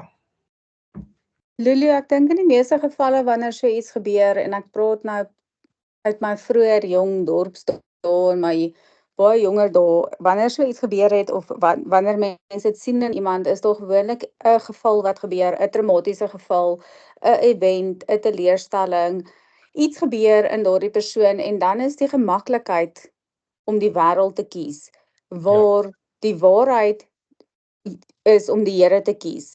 En dit is, as jy kies om jou comfort te gaan soek in die Here, gaan jy groei. En dan gaan jy nie laat jou hart verhard, soos wat die wêreld wil hê dit moet wees en jou intrek nie. Soos moeilik soos wat dit is, en confusing vir jou brein wat dit nie kan verstaan nie, is bly by die Here se voete, en jy gaan nie afdwaal van die pad nie, jy gaan nie verkeer, jy gaan nie links draai as jy regs moet draai nie, want jy gaan in sy wil lewe. Dis mooi gestel, ja. Baie dankie. So, dit lei my na my volgende vraag en ek het eintlik my hart wat in my keel klop, want ek is so bang ek vra die vraag verkeerd of julle hoor my nie reg nie. So, my vraag is, ons het nou gepraat van dat ons die werke op die kruis minag. So, as ek dan nou weet, die Here het vir my sondes gesterf, hoekom maak dit sonde dan 'n sonde? Hoekom mag ek dan nie sondig as ek weet my sonde is vergewe nie? So dit is presies wat ons mos in Romeine 6 oor gelees het oor die heiligmaking proses. En dit begin deur om te sê, Paulus sê vir ons gereeld daar, hy sê vir ons, kan ons nou meer sondig vir God se genade om toe te neem? Hy sê nee, stellig nie, want ons moet dit nie misbruik nie. 'n persoon wat, en dis 'n valid vraag, maar enige persoon wat gered is, daar's 'n paar dinge wat hier gebeur, en ek seker almal gaan 'n bietjie iets add, maar verbypunt of enige persoon wat werklik gered is, gaan strewe, want onthou die woord van God sê nog steeds, ons moet na heiligmaking strewe, dit sê ons moet die lig wees, dit sê ons moet soos die beeld van sy seun uitleef, ons moet strewe om in die beeld van sy seun te wees, of gelykvormig te raak in sy seun. So ons moet wees soos dit Christus was. En dit kan nie gebeur in eie werke nie, dit kan net gebeur met die werk van die kruis. Dit kan net gebeur deur absolute gehoorsaamheid aan die woord. Dit kan net gebeur in gehoorsaamheid om te besef wat die kruis eintlik vir my beteken. Dit sal dan die natuurlike roete wees vir elke persoon, met wanneer ons miskien nou en dan van die pad afval. Dit gebeur, ja. Dit gaan die natuurlike roete gaan wees. What is my end goal is to become, to reach that glorification. Dit is daai laaste gedeelte van ons verlossing, wanneer Christus ons kom haal en ons in totale verheerlikheid staan voor hom. Wanneer ons nie meer sonde in ons het, die sonde in natuur gaan wegwees, totaal en al, die oud gaan totaal en al en finaal wegwees dan. Dit is die strewe na dit toe, wat veroorsaak dat jou denkwyse, jou nuwe denkwyse, gaan nie wees om te dink soos 'n sondaar nie. Om te dink, ek gaan nou meer sondig nie. 'n Persoon, Romeine 12 sê ook vir ons, moenie gelykvormig raak in die wêreld nie. But by the renewal of the mind, nee, die way jy nou dink, gaan anders te wees. So dit gaan dink, hoe gaan ek sonde avoid? Hoe gaan ek nie meer sondig wees? Hoe gaan ek net God meer behaag? En dit gaan wees om nie te dink oor ek kan nou meer gaan sondig nie as gevolg van sy genade nie. Want dit is goedkoop genade, maar eintlik genade is verniet, maar is ongelooflik duur. Jy weet, is verstaan wat ek bedoel. Deur om te dink, mens gaan meer sondig, maak 'n mens daai genade dan nou goedkoop, of mens minag die werk wat op die kruis gebeur het. Daai klas en goedjies, mens trap basies op die bloed van Christus, is nog 'n stelling. So, dis van my point of view, dink ek, jy weet, binne in jou hart, daar is 'n nuwe mens wat broei, daar is 'n nuwe mens wat groei in my, daai nuwe mens wil die regte ding doen. Nie omdat hy moet nie omdat daar 'n wet is wat van toepassing is, of niks van sulke goed nie, dis net sy natuur, dis amper 'n dankbare natuur om te sê, ek wil jou loof en ek wil jou eer, Here, en dit is waar die wêreld en die vyand so na ons toe kom en ons partykeer mislei in opsigte van, kom ek gee julle 'n idee. Ek is nou besig met 'n ander boek wat ek moet doen vir studies, en dit gaan oor stewardship en sulke tipe goedjies. Dis wanneer Jesus het baie bold statements gemaak toe hy gepraat het oor mense wat hom volg. Hy het gesê, gaan verkoop al jou goed en volg my. Hy het daai bold statements, want hy het gesê, jy met jou ma en jou pa, jy met jou ma en jou pa haat, maar ons moet in konteks lees, dit was nie haat soos dat ons haat ken nie, dit was, jy moet hom net meer lief hê as hulle, dit is, jy moet hom kies bo oor hulle. En wanneer, dit is waar hy moet kom, want as jy daar is waar jy God kies bo oor alles, sal die natuur nie een wees wat wil moedswilligheid in sonde toepas in daai klasse goed nie. Dit gaan God behaag, dit gaan God kies, dit gaan alles wil doen, dit gaan God eer in daai opsig. Dis wat ek vir jou kan sê rondom dit. Dien het laasweek ook daaroor gepraat en hy het dit ook stap vir stap eintlik verduidelik en gesê ons mensdom, ons brein dink al hierdie goeters, ag niemand het my gesien nie, ek kan maar aangaan met dit. Niemand weet van dit nie, ek kan maar net dit weer doen. Nog net deur eens die sonde pleeg, ek kan dit doen. Op die einde van die dag, al wat daai goedjies doen, is jou hart verhard. En wanneer jy 'n verharde hart het binne in jou, maak dit moeilik om daai vryheid waarvan Dion nou gepraat het, in sy troonkamer in te gaan en met hom, saam met hom te wees en tyd saam te spandeer. Dit vat daai vryheid weg. Dit vat daai deel van die gevoel weg wat jy openlik 'n verhouding met die Here kan hê en met hom gesprek kan hê en kan bou vorentoe. So ja, daar is genade vir ons, maar daar is 'n baie fyn lyn wat die Here dit ook sê in die Bybel, dat jy nie sy genade mag misbruik nie. 100%. Want genade misbruik, in my alle eerlikheid, Lee, en julle kan inlas in opinie, is 'n bewyse van ongeredheid. En ongehoorsaamheid, want jy weet dis verkeerd. Die Bybel sê uitdruklik dis vir jou verkeerd. Ek kan nie doodmaak, aangaan môre asof dit reg is, jammer sê en dan gaan doen ek dit weer nie. Dan gaan doen ek dit maar net weer nie. Teen die 6ste persoon wat ek doodgemaak het, gaan ek niks meer voel nie en ek kan net aangaan met my lewe. En my Bybel sê vir my, wees lief vir hulle, moenie doodmaak nie. Die wet, al daai dinge. So, want dis nie die hart wat die Here vir jou wil hê nie. Dis nie die hart, want dis nie hoe Christus was nie, dis nie die beeld van Christus nie. Glad nie, ja. Ek wil vir jou Romeine 12 net weer lees nie, so net daai eerste stuk, vers 1 en 2, dit sê, therefore I urge you, brothers and sisters, in view of God's mercies, to offer your bodies as a living sacrifice, holy and pleasing to God. Yeah. This is your true and proper worship. Do not conform to the patterns of this world. Met ander woorde, moenie dink soos die wêreld dink nie, moenie sondig soos die wêreld, so moenie conform na die gelykvormigheid van die wêreld toe nie. Jy moet jouself as 'n lewende offer vir God gee. En dit is in alles wat jy doen, alles wie jy is. But be transformed by the renewing of your mind. Then you will be able to test and approve what God's will is, His good, pleasing and perfect will. En ek dink enige Christen, al het ons hierdie vraag, wat ek dink fantasties is, want hierdie vraag help ons in baie opsigte, want daar's soveel dinge en noise daar buite, né? Daar's ongelooflike baie noise en jy hoef net 'n uur op Instagram reels te wees, dan besef jy die evangelie word so gedistort, dit is nie 'n snaakse, maar hoe weet ons dit?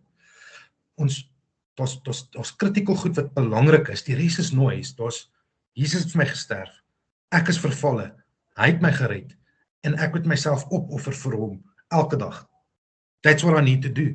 En dit beteken, ek moet leef soos hy gelees het, ek moet heilig wees soos hy was, of strewe na dit, want ons sal nooit daai heiligheid hê in ons, in hierdie wêreld nie, maar ons moet strewe na dit, so, en daai strewe kom nie van 'n plek van works righteousness af nie, dit kom van 'n plek uit liefde uit, dit 'n outflowing of the heart, 'n nuwe hart wat God vir jou gegee het, die nuwe hart wat hom ten alle tye wil eer, omdat dit wil, nie omdat dit moet nie, maar dit wil, dit is 'n liefde hart wat dit veroorsaak, soos, jy fine, jy's lief vir hom uit die diepte van jou hart uit. Jy is nie geforseer om lief te hê. Wel ons hoop nie so nie. As jy doen peace signs is Knik my linkeroog so 'n bietjie. grap. Maar maar jy het hom lief uit die hart uit, né? Omdat jy hom wil lief hê. Jy kan dit gebeur net. En dit is dieselfde met God. Dit is wat gebeur met 'n kind van die Here. Daar's 'n verskil in hoe ons reageer oor toe. Gaan ons terugval? Ja. Gaan ons voete stamp? Gaan ons nou in die vlees reageer? Ja, want onthou, soos ek gesê het, dis daai klein aangroeiseltjie wat nog hier aan jou is. Dis 'n remnant van wie jy was. Daar is 'n skaduwee van dit wat jou volg. Tot en met jou verheerliking eendag. Gaan daai goedjies by jou bly. En baie keer entertain ons dit, want dit is menslik. Ons doen dit. Maar dit is om te weet wanneer ons dit gedoen het, hoorie, dit is nie reg nie, dit is verkeerd. Dit is nie eintlik wat ek wil doen nie. Dis presies wat Paulus sê in Romeine 7. Hy klink confused, maar eintlik vertel hy net wat ons almal voel elke dag. Presies. En dan repent jy en sê sorry.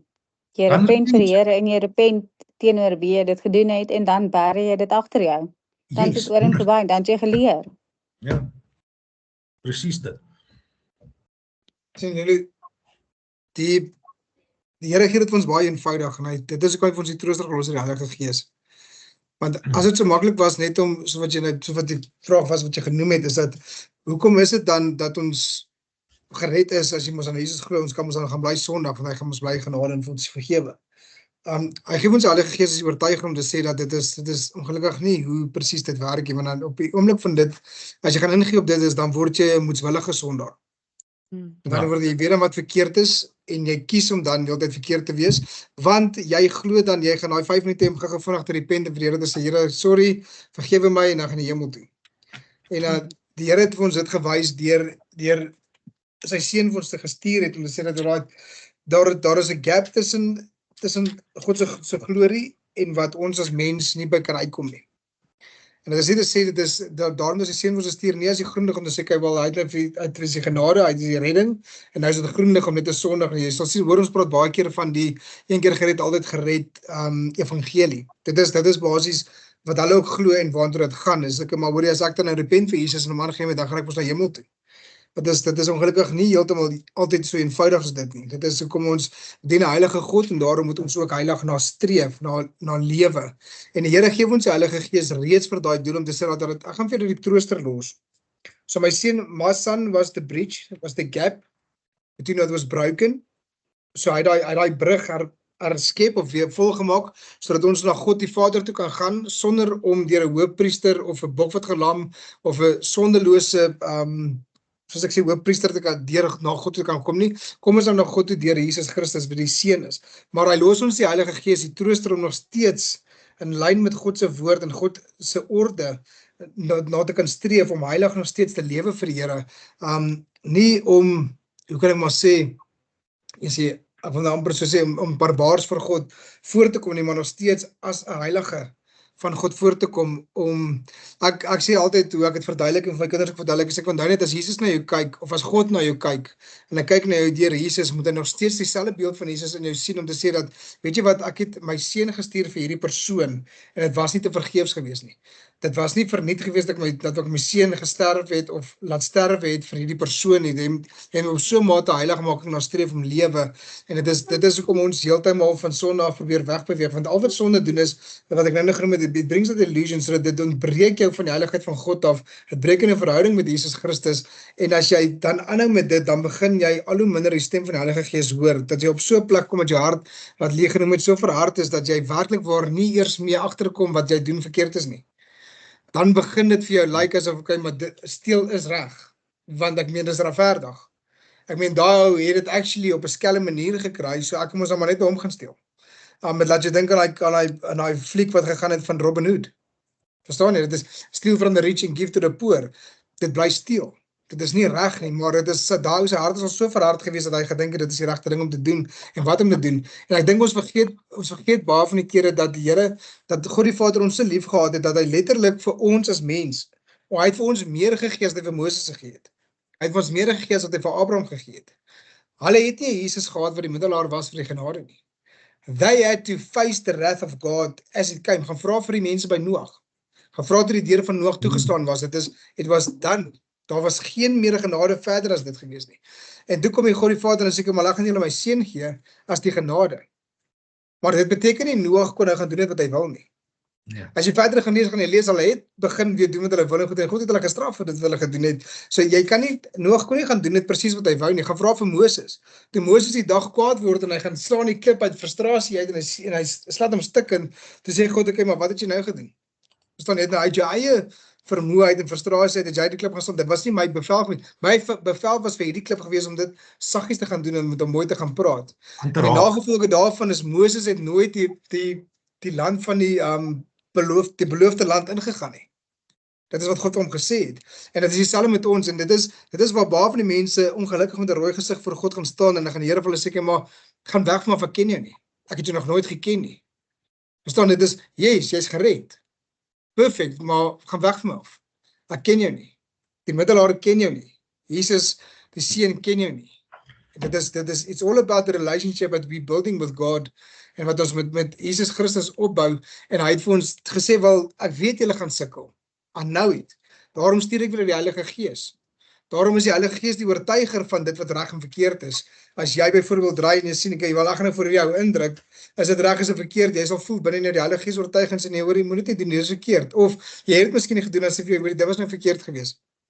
Sê jammer, verstaan wat ek bedoel. So dit is 'n baie belangrike vraag, maar is ook 'n baie maklike vraag om te antwoord. Ja. En vandag se mense het maar daai selfde vraag gesit en hulle hardloop nou met die een keer gered, altyd gered, want hulle like om terug te gaan na die ander ou wat op die kruis was aan die regterhand van Jesus en gesê, maar kyk, daai ou was glad nie gedoop nie en. En hy het net Jesus aangeneem en doop, daar is hy in die paradysland. As ek, let's look at that. Die dag toe hy Jesus aangeneem het, was in split seconds. Direk na Jesus aangeneem het, toe sy oorlede. Alright? So daai man, in daai kort tydjie toe Jesus aangeneem het, was hy skoon gewas deur die bloed van Jesus Christus. In other words, he was made holy. Hy was heilig. Hy het nog nie eens verder tyd geleef om weer fout te raak. Met ander woorde, daar was nog eens regtig sonde wat op hom kon kom, sodat hy nog steeds nader na heiligmaking moes streef nie. Vir my nou is dit 'n bietjie anderste. There's a time passing through wat ons het, wat ons moet na die heiligmaking streef, verstaan? Daai is vars gered gewees, so met ander woorde, as ek wil amper so sê, as jy nou in 'n prentjie kan sit, die holiness was in 'n scale to 10. En ons het ook daar begin, die dag toe ons in die doop wat opkom, toe we made new, was jy amper soos onblikklik op 'n skaal van 10. En die oomblik toe jy uitklim, en jy by sparring geloop het, of iemand oor dit op jou toon getrap het, it moved down to 7. Ja. Jy verstaan wat ek bedoel, so dit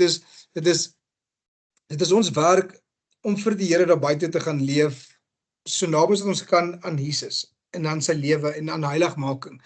Nie omdat dit vir ons eie oorwinning om te sê dat, okay, wel, ons is nou so great, kyk hoe awesome is ons nou nie, kyk, ons is nou so heilig nie, ek bid van maandag tot vrydag, van 8 uur die oggend tot 8 uur die aand, daar is tyd vir my gemaak om te sondig, verstaan jy? Dit gaan totaal al nie oor dit gaan bloot in die fout dat die verhouding wat jy met Jesus opbou, sodat jy vir die mense daar buite kan gaan wys wie Jesus is, sonder om woorde te gebruik. Jy moet basies die evangelie daar buite gaan verkondig, deur wie God is, wat God se liefde is, sonder dat die wêreld dit kan regkry om jou neer te druk. En weet ek dit, gaan kyk bietjie. Eerste ding wat al die mense daar buite sê is, maar jy noem jouself 'n kind van God. Jy het dan net gelaster, jy het net gedat, en maar jy noem jouself 'n kind van God. Kyk, hulle hou jou fyn dop, hulle hou jou met 'n vergrootglas, hou hulle die kinders van God so dop. Net om 'n fout te maak, sodat hulle sê, ja, sien, ek kan nie God gaan dien nie, want jy wil nou my kom vertel van drink is verkeerd, maar kyk wat doen jy vloek, verstaan jy? En dit is presies dit, so dit is, om heiligmaking na te streef, is om altyd deur die beeld van God uit te beeld, vir wat Jesus en wat God die Vader is. And that means, even in die kere wat jy val. 100%. En teenoor is dan by die meeste van die kere wat jy val, is how you stand up from that fight, het gaan boek deur dit praat, het gaan boek deur daar buite spreek. En daarom kan ons nie soos die wat Martin genoem, soos die wêreld gaan vormig raak, en seker wel, nou, that's it, ek gaan nou maar lewe net so wat ek wil, ek weet ons nou wie Jesus is, ek het hom aangeneem, en when the time is right, I'll just quickly call out his name, and then I'll be saved. Dit is, ons kan nie so leef nie, want wat vertel jy dan van wie God is? dan vertel ons maar basies vir die wêreld, kyk ons dien nie 'n regte werklike heilige God nie, want ek meen hy hoef dan nie eens gedien te word nie. En dan begin jy, soos ek sê, hoogmoed inkry en jy begin jou vrees vir God te verloor en jy begin losbandig raak en ek dink inteendeel, dit is presies wat met die duiwel gebeur het. Hy het so vol van homself geraak dat hy ook gesê het, wel, sy posisie is gesekeer, niemand gaan sy plek aanvat nie, hy is die grootste engel in die hemel, musiek kom uit hom uit, daar's nie ander engel wat dit kan doen nie, en hy het so vol van homself geraak, dat hy rebellies teenoor God geraak het. En once you reach that point, wanneer jy nie meer die Heilige Gees se stem kan hoor nie, dan is jy in 'n totaal en alle destruction route. Dit is inteendeel, verstaan, dan is vir jouself weer leef jy so ver in die wêreld, dat jy jouself nie eens meer voel jy kan uit dit uitkom nie. Ek hoop dit maak vir jou sin. Te doen.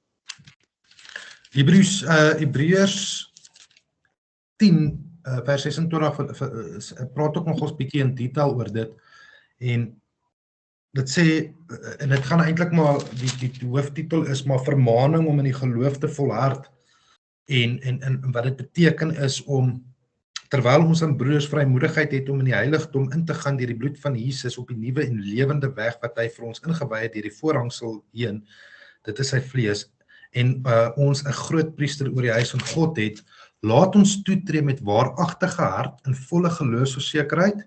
Met ander woorde, ons moet weet, ons geloof is die regte geloof, dit is nie oppervlakkige geloof, diep gewortelde geloof, die harte deur besprenkelinge gereinig van 'n slegte gewete en die liggaam gewas met rein water. Laat ons die belydenis van die hoop onwankelbaar vashou, want hy wat dit beloof het is getrou. En laat ons op mekaar ag gee om tot liefde en goeie werke aan te spoor.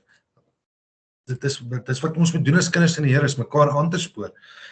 En laat ons, en dan gaan hy net verder af na 26, hy sê, want as ons opsetlik sondig, nadat ons die kennis van die waarheid ontvang het, nou wat hy bedoel met opsetlik sondig is wanneer iemand net so, weet hy uit 'n gehoor van die Here en alles, maar dan draai in apostasie, met ander woorde, hy draai weg van die geloof af. Maar wanneer ons opsetlik sondig, nadat ons die kennis van die waarheid ontvang het, bly daar geen offer vir die sonde meer oor, maar 'n verskriklike verwagting van oordeel en 'n vuurgloed wat die teenstander sal verteer. As iemand die wet van Moses verwerp het, sterf hy sonder ontferming op die getuienis van 2 of 3. Hoeveel swaarder straf dink julle sal hy verdien wat die seun van God vertrap het en die bloed van die testament waardeur hy geheilig is onrein geag en die gees van die genade gesmaad het. So basies, jy weet, ek wil vir jou sê, enige persoon wat dink hy kan meer sondig as gevolg van genade van God verstaan of glad nie die evangelie of die genade werk nie, of hy's in daai apostasie, hy's nie gered nie, hy sukkel met daai konsep duidelik, want dit raak 'n moedswilligheid in elke persoon. So ons, mens trap nie op die bloed van genade nie. Ons is sondaars, dit verander nie. Ons almal, en partykeer sondig jy in baie opsigte erger as nie gelowiges, maar ons met ons sonde besef, we have to repent, en ons moet weet dat ons is gered deur Jesus Christus, sy bloed is wat ons red, en ons moet strewe na hom soos in sy beeld te loop. Ons kan nie nou, omdat daar genade is, dink ons kan nou net aanhou lewe. Daai is 'n verhardte hart, dis 'n verraaide hart, as ek dit so kan stel. Dis 'n hart wat verraai was, om te dink dit is wat hy kan doen. En dit is presies wat die vyand wil doen met ons. Hy wil dit vir julle dink. En dis hoekom Paulus dit so mooi aanspreek in Romeine, want vir 2 redes. Eerstens, die fariseërs sou hom die vraag gevra het as hy nie die vraag self gevra het nie. Want die Paulus, die fariseërs het volgens die wet gelewe en weet, dit is waar dit was. Jy word gered deur die wet en jy moet heiligmaking is 'n wetlike ding. Dit is nie 'n genade ding nie. So toe hy nou heeltyd sê is gered deur die genade, in die geloof en al die goeders, kan jy imagine die vraag wat hierdie ouens wat hulle hele lewe lank, en ek meen op 5 toe kon enige rabbi in daai tyd op 5 kon die eerste 5 boeke recite, die wet, die Torah, is wat hulle dit genoem het, kan dit recite. So jy moet weet, hierdie ouens het die wet so goed geken, soos môre heeldag. So, om nou ewe skielik te hoor, maar wag, ek is nie meer onder dit nie, en daar's nou genade wat inkom, hulle was dadelik teenstrydig, en dadelik sou hulle vir Paulus sê, maar so wat sê nou, ek kan nou anders sondig as gevolg van genade, want nou sê hy eintlik vir my genade, ek gaan 'n sondaar bly, dis genade wat my red, so ek kan maar aan 'n sondig. So dit is presies daai vraag. En kyk van wie al vir die vraag gekom in daai opsig, verstaan jy? Want dit is hulle het hom probeer verkeerd bewys in daai sin en dit is van die vyand af in daai oomblik. So Paulus het dit gesien en hy het gesê nee, stellig nie. Want dit is wat die wêreld en die mense in die vyand buite vir jou gaan dit wil dink, is dat hy gaan julle dink dat jy kan aanhou sondig, of hy gaan nie net heeltemal verhard teen die genade van God. Jy weet, dus hy gaan elke avenue probeer gebruik, en as jy Romeine lees, sal jy sien, Paulus cover al die avenues so, elkeen van hulle. Hier het hy nou die wet gecover vanaand, vir ons weet, en te sê nee, die wet is nie sonde nie, die wet wys jou sonde. Die wet is eintlik goed en heilig, maar die vyand sal jy laat dink dat die wet sondig is. Die wet sulke tipe goed, so, ja. So, dit wat jy nou net gelees het, rattel my bietjie en dit maak my bang om te weet dat ek wat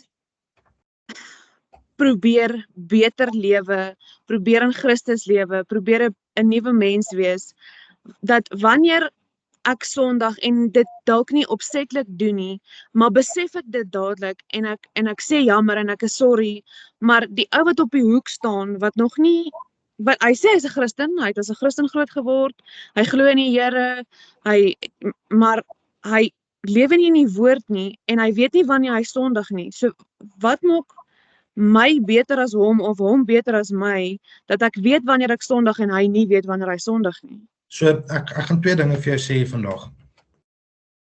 So nie ek of jy kan daai judgment op enige iemand, ons kan nie sê wat eintlik aangaan nie, want dit gaan alles oor die hart, nê? So wat is my hart wanneer ek opsetlik te doen? Ek weet, ek is, en ek per dag gepraat van apostasie. So apostasie is iemand wat die geloof ken, dit was geopenbaar in hom, hy verstaan dit, hy was in die bekeringsproses en dan besluit hy gaan nou teen God teenstrydig wees. Okay? Dis apostasie, iemand wat wegdraai en sê, ek stel nie belange aan, ek wil nou sondig, so ek wil niks te doen hê met die Here nie. Nee? So dit is die waarheid was geopenbaar. As die waarheid nie geopenbaar is nie, gaan jy dit nie weet nie. Dis hoekom ons werk is om die evangelie uit te vat en dit is die Great Commission, dit is ons werk om dit vir elke persoon te gaan vertel. So daar is 'n verskil in dit. Elke persoon se hart ken net hy en God ken dit. So ek kan hier sit vanaand, Lulu, en ek gaan myself gebruik as 'n voorbeeld. Ek kan alles vir jou sê, presies soos wat die woord van God het en ek kan die waarheid praat. Ek kan die waarheid vir jou sê, 100%. Maar my hart kan bedrieg wees. Ek kan vervalle wees en jy gaan dit nie noodwendig weet nie. So ons kan nie onsself, en dit is baie moeilik om onsself te gaan vergelyk met ander mense. Want kom ek sê vir jou, ek en jy en daai ou op die straat, ons almal verdien die toorn van God op 'n of ander manier. Dit is net genade wat ons van dit weerhou. Hulle vra nou die dag vir my Carter, hulle vra vir hom, hoekom is daar nog 'n jong seentjie vra hom, hoekom is daar, why is there evil in the world? Dis 'n verskriklike goeie vraag. En hy het twee goed gesê op daai en ek stem saam met dit. Party mense mag dalk ander goedjies sê, daar kan nog 'n paar ander goed wees en hy sê die eerste keer what we meant for evil, dit is eintlik in die woord, God means for good. So hy sal dit gebruik teen die goedheid. En tweedens, as hy alle evil moes wegvat in die wêreld uit, was ons almal in die hel.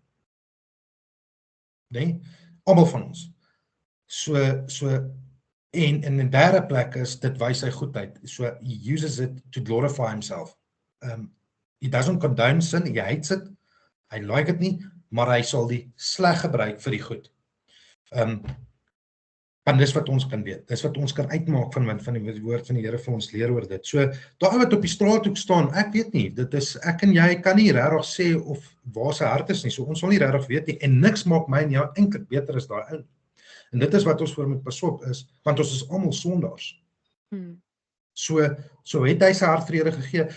Jesus praat baie van, hy sit met die dobbelaars en die tax collectors en al daai ouens. En hy sê vir die fariseërs, hooggeleerde priesters, sê vir hulle gaan voor julle in die hemel kom. Want hulle het repent en hulle het geglo. And that's what's important. Verstaan jy?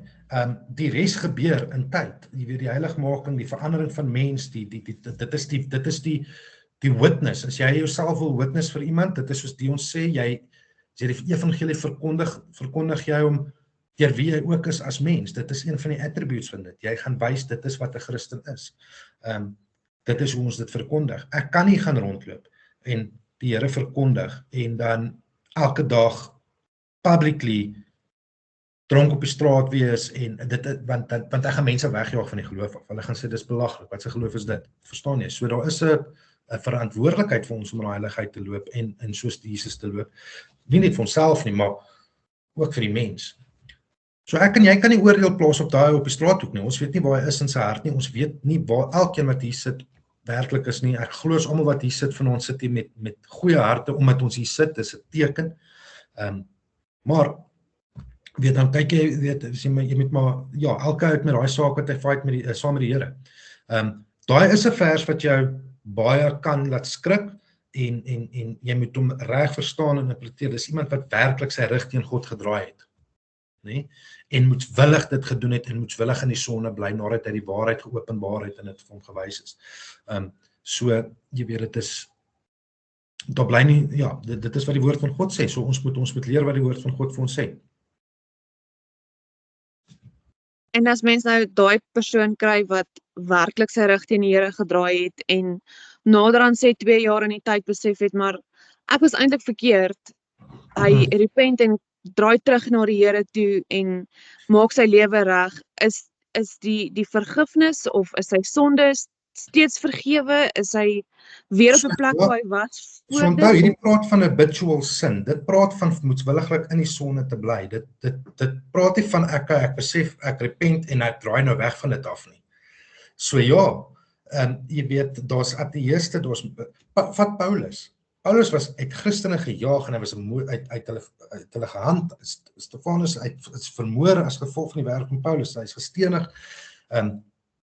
Hy het absoluut alles van Christendom gehad, van die kind, weet, so hy het Jesus gehad in daai oomblik, want dit was nie vir hom reg nie. En Jesus het hom geopenbaar en hy het gerepent van dit af en hy is die grootste evangelist wat jy gekry het. So jy weet, hierdie is mense wat in dit bly. Hulle dit verwys nie spesifiek na iemand wat dan repent en terugdraai. Dit wys aan mense wat in dit bly en nie vra vir daai repentance nie. Verstaan jy wat ek sê? En moetswilliglik in daai sonde bly. So en aanhou dit goedkeur en aanhou daar bly en nie wil terugdraai nie. Dit is wat ons gaan praat daarso. Dit is die realiteit. Mense wat repent sal die Here sal altyd genadig truly repent, né? Werklik repent. Nie net dit sê omdat dit 'n gesegde gee, maar mense wat werklik repentance wys teenoor die Here en 'n verdraaide persoon is terug na die Here toe. Die Here sal jou genadig wees. Dit is onthou, dit is presies wat sy woord ook vir ons leer. So val die mense maar dit gaan ondersoek jou hart altyd. Dit is critical vir ons want ons hart is baie misleidend. Maar ons moet ons hart ondersoek om te weet waarmee is ek besig? Is ek besig om dit, is ek in repentance vir self-righteousness, want ek wil goed lyk vir die ander mense om my man sê ek moet dit doen, of is dit uit 'n liefde uit en 'n reverence vir God? Jy weet, seker tipe goed met jy jouself konstant van remind, want dit hou jou net op daai lyn van humbleness, nederigheid, om te weet, hoorie, laat ek net nederig bly, want ons kan baie vinnig in ons eie trots inval, en trotseer in ons repentance, trotseer in ons heiligmaking, trotseer in ons kennis van die woord. Ons kan baie gou trots raak op en sê, maar ek is beter. En dit is presies wat die Fariseërs was. Ek is sondig nie. Ek sondig nie soos daai nie. Daai is bad. En ek dink ons almal was onskuldig daarin gewees. Jy weet, so ons moet elke dag daai innerlike diep nasoek gaan doen binne in onsself om te sien waar ons eintlik staan. Jy weet, so kom Paulus sê, jy weet, Jesus sê, deny yourself every day, pick up your cross and follow me. Dit gaan nie maklik wees nie, but it's going to be liberating. It's going to give you a freedom. Not a freedom that this world's going to offer you. Die wêreld gaan nie daai vrede kan offer nie. Dis 'n ander tipe vrede as wat die wêreld jou wil laat sien as vrede. Dis 'n geestelike vryheid, 'n ewige vryheid. En dit weet, maar dit gaan moeilik wees. Jesus sê vir ons, dit gaan nie maklik wees nie. It's not the easiest road to walk. En dit is hoekom hy so ook sê, die pad is nou, min sal dit vind, want dit is eintlik werklik, baie mense gaan nie op daai pad kom nie, net as gevolg van dit is nie die maklikste pad nie, maar is die mees bevrydendste pad, en ek dink Dion het dit dan genoem van die bevryding wat jy kry in dit is 'n ander tipe bevryding as vir die wêreldoffer. Hallo, om jou net 'n korte antwoord. So, daar is mense wat dit actually so doen. Dit is vandaar die Here is nie aannemer van mens nie en die Here kyk ook nooit na jou sonde nie. Dis altyd look the world calls you by your sin, but God calls you by your name. God sal nooit jou verlede en jou sonde teen jou hou nie. As jy jou vrygemaak het en jy's vrygemaak en het hom aanvaar, dan is jy werklik vry. Maar daar is mense wat werklik dit so doen. So wat hulle doen is hulle word vry. En dan is hulle vry vir so rukkie en dan backslide hulle en dan begin hulle weer dan gaan hulle terug na al hulle routines en dit is een ding en dit is actually waar ons vandag sit en ek blameer baie van die predikers en die vorige generasie predikers. Ek sal nooit vergeet het toe ek by die hondeeenheid was, het die ouens altyd comments gemaak en sê van ja, jy's hierdie honde byt nie soos ons honde gebyt nie. En hierdie is nie so wat dit ons dagters was nie. En dan was my vraag altyd na hulle eenvoudig en sê ek, alright, fair enough. Kom ons sê dit is so, dis die waarheid. Dan vra ek vir hulle, maar wie se skuld is dit? Dat ons honde nie op die standaard is wat julle honde was nie. Want wie moes my geleer het om my hond op daai standaard te kry? Dis julle, die vorige generasie. So nou, die wêreld het dit reg gekry om die mense te laat glo dat it's fun, jy kan die rollercoaster ry van, dan is jy op 'n high vir die Here en dan is jy weer terug in die wêreld. Dan is jy op 'n high vrede, dan is jy terug by die wêreld. Inteendeel, in retrospek, al wat dit is dat hy tog nooit werklik waar tot bekering gekom nie. So as jy praat van die ou op die hoek wat op die hoek staan en verstaan jy, hy het nou hierdie hele sonde, hy weet nie van wat hy doen is sonde nie, of hy weet miskien dit is sonde, soos dat Martin genoem het, ons gaan nooit kan weet wat hy werklik waar weet of dink nie, maar op die einde van die dag is dieselfde Heilige Gees, daar's een Gees van God wat beweeg, en die Gees van God is nie verdeeld nie, God is nie verdeeld nie, so God sal nie vir Lulu kom sê dat hoor dit is verkeerd, en nie vir Martin sê dit is verkeerd nie, of Martin het gaan hoor, of wil luister is 'n ander storie. Verstaan, maar daai is 'n uitgemaakte saak tussen hom en die Here. Met ander woorde, sy hart is miskien al verder verhard. En hy kom miskien op 'n dag en dit doen gebeur dat 'n mens baie mense, jy sê ek moet versigtig wees hoe dit wees. Nou weet hulle van wie ek praat en dan gevoel so 'n sin. Maar baie mense lewe dan sit van Jesusie, dan sal op die selfde naai dan hoor jy al het ewe skielik 'n naby dood ooreenkoms of 'n ding gehad en hulle hulle hart met die Here reggemaak. Jy sien hulle voluit vir die Here. Alles is die Here. Hulle is hoogheiligste. Hulle sing die hardste, hulle preek die hardste. Hulle move die hardste rond. Verstaan en dan môre is dit weer dan in 'n damps. En dan is dit nou weer dan is dit weer nee man, die Here bestaan nie. Nee. And you get it. Ongelukkig in vandag se tyd kry jy dit onder baie predikers. Jy kry dit onder baie kinders van die Here en ek het dit maak my hart so seer, want dit sê van dat hulle het nog nooit tot 'n ware repentance gekom, of 'n ontmoeting met God die Vader gehad het, en daar was nog nooit werklik waar 'n werklike repentance nie, they only felt the Holy Spirit, en dit was vir hulle genoeg gewees, en dit is hartseer, want as jy eers daai koneksie met God gebou het, en dis wanneer as ek goed kom, dit is, jy kan nie genoeg van die woord kry, jy kan nie genoeg van die waarheid kry, en dit is daai ware koneksie wat jy met God gebou het, en dit is wanneer jy dan begin jou vrug produce, en dit is wanneer jy jou vrug begin uitbring. Nou die ou soos daai, hy gaan gered word, en kyk, as hy vandag besluit, nee, hoor die Here, ek gee my alles, ek is jammer, ek vra regtig, repent, ek is jammer vir alles wat ek gedoen het, gaan God hom vergewe. Want solank as dat jy asem op in jou longe het, sal God jou bly vergewe. Dit was sy belofte gewees deur sy seun, he will forgive you. Maar as God, kom ons sê byvoorbeeld, sy lyntjie is nou getrek. Hy het miskien nou tot bekering gekom, so hy het Jesus gaan vra vir repentance, en Jesus sê, okay, shop, ek vergewe jou, en doep, daar so gebeur het, sy lyntjie is getrek, en God sê, right, die is by die koninkryk, ons moet altyd onthou, ons almal gaan nog steeds altyd 'n oordeel deurgaan ook. Jesus gaan ons middelaar wees. Okay. Want hy sê ons alright, jou lyntjie is getrek. En sê jy, okay, kom ons kyk gou 'n bietjie wat se vrug het jy? Wat se vrug het jy vir my produce? Kom ons sien wat se vrug is daar in jou lewe. Wat se geestelike vrugte het jy vir my om te offer? Waar is jou offer? En dit vat my terug na Abel en Kain toe. Onthou toe Abel vir Kain doodgeslaan het, was omrede God nie behaagdheid gehad in sy offer nie. God het nie sy offer aanvaar nie. Want hy het vir God probeer die tweedehandse vrugte goeders gee. Waar Kain alles die beste gegee het. Verstaan jy, wat se vrug gaan nou dan werklik wil jy hom vir God te gee en sê, Here, al wat ek het is hierdie tweedehandse vrug. Ek het elke keer begin, maar ek het I never said it through, want hy was nooit werklik waar bekeerd of gewees nie. Verstaan wat ek bedoel? En dan volgens daai mate gaan dit dan nou maar wees, ek sal maar sê rangorde en alle goeders soos basies in die hemel, en ook dan gaan dit die weegskaal wat die Bybel van praat is, gaan God jou te lig vind of gaan hy jou swaar genoeg vind? En dit is wanneer ons daar moet kom, en ek glo dit is wanneer jy dan 10-1 op 'n plek gaan kom waar die Here vir jou gaan sê, maar dis goed en wel, jy het duiwels in my naam uitgedryf, jy het gekoordans, jy het in tale gepraat, jy het al die dinge gedoen, jy het die gawes gehad, jy het vir mense gebid en hulle het gesond geword, maar ek sê nou vir jou, gaan weg van want ek ken jou nie. Ja.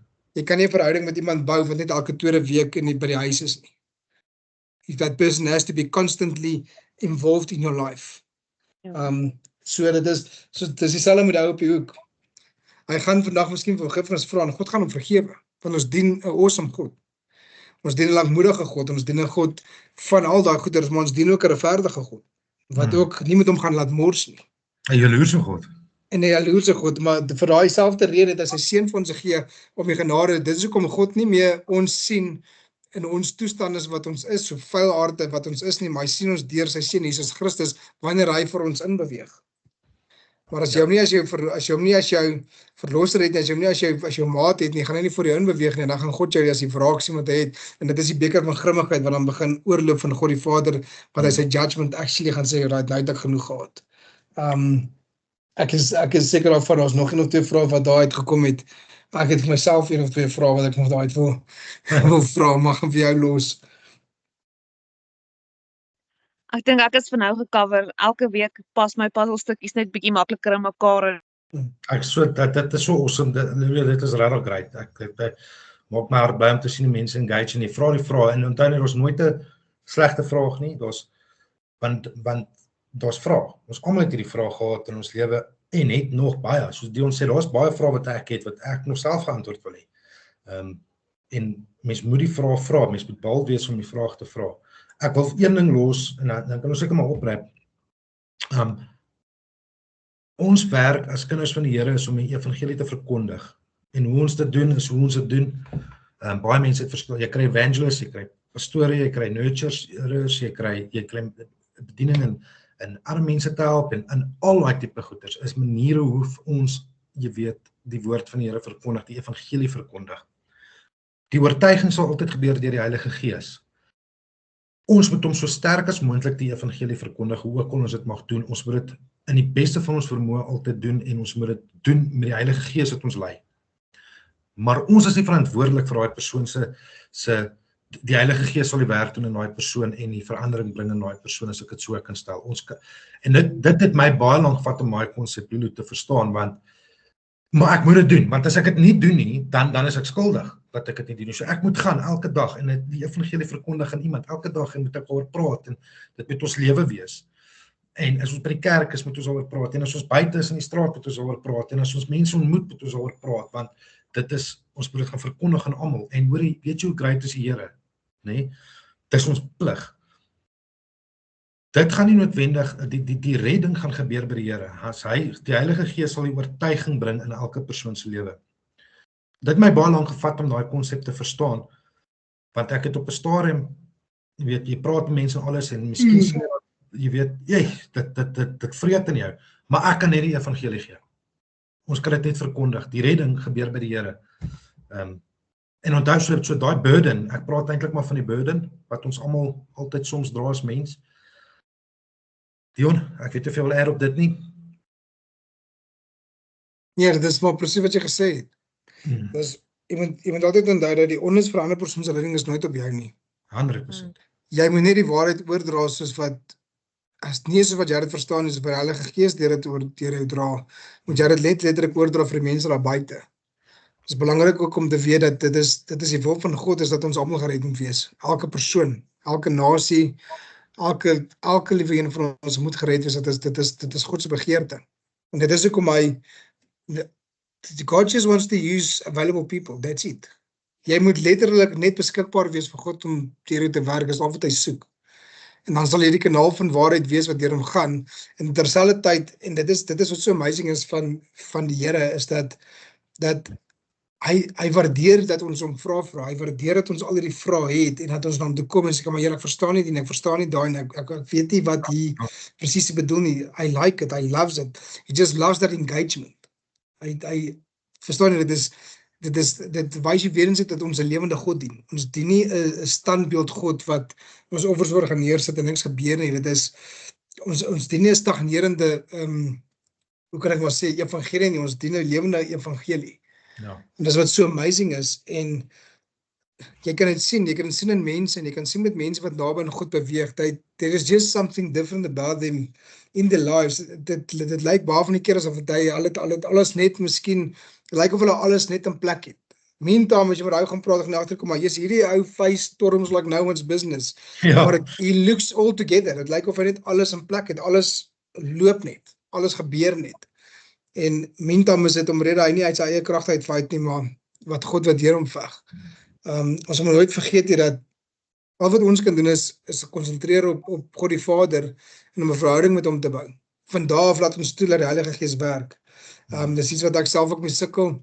Weet my vrou sê baie vir my, as ek moenie goed overthink nie, ek overthink alles. Ek overthink tot of ek nou wil spart ry of nie.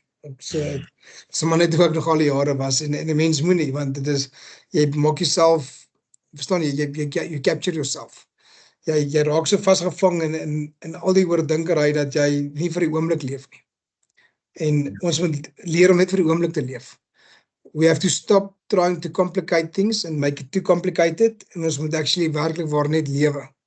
En dit net aanvaar soos wat dit is en waarvoor dit is en nader aan God beweeg.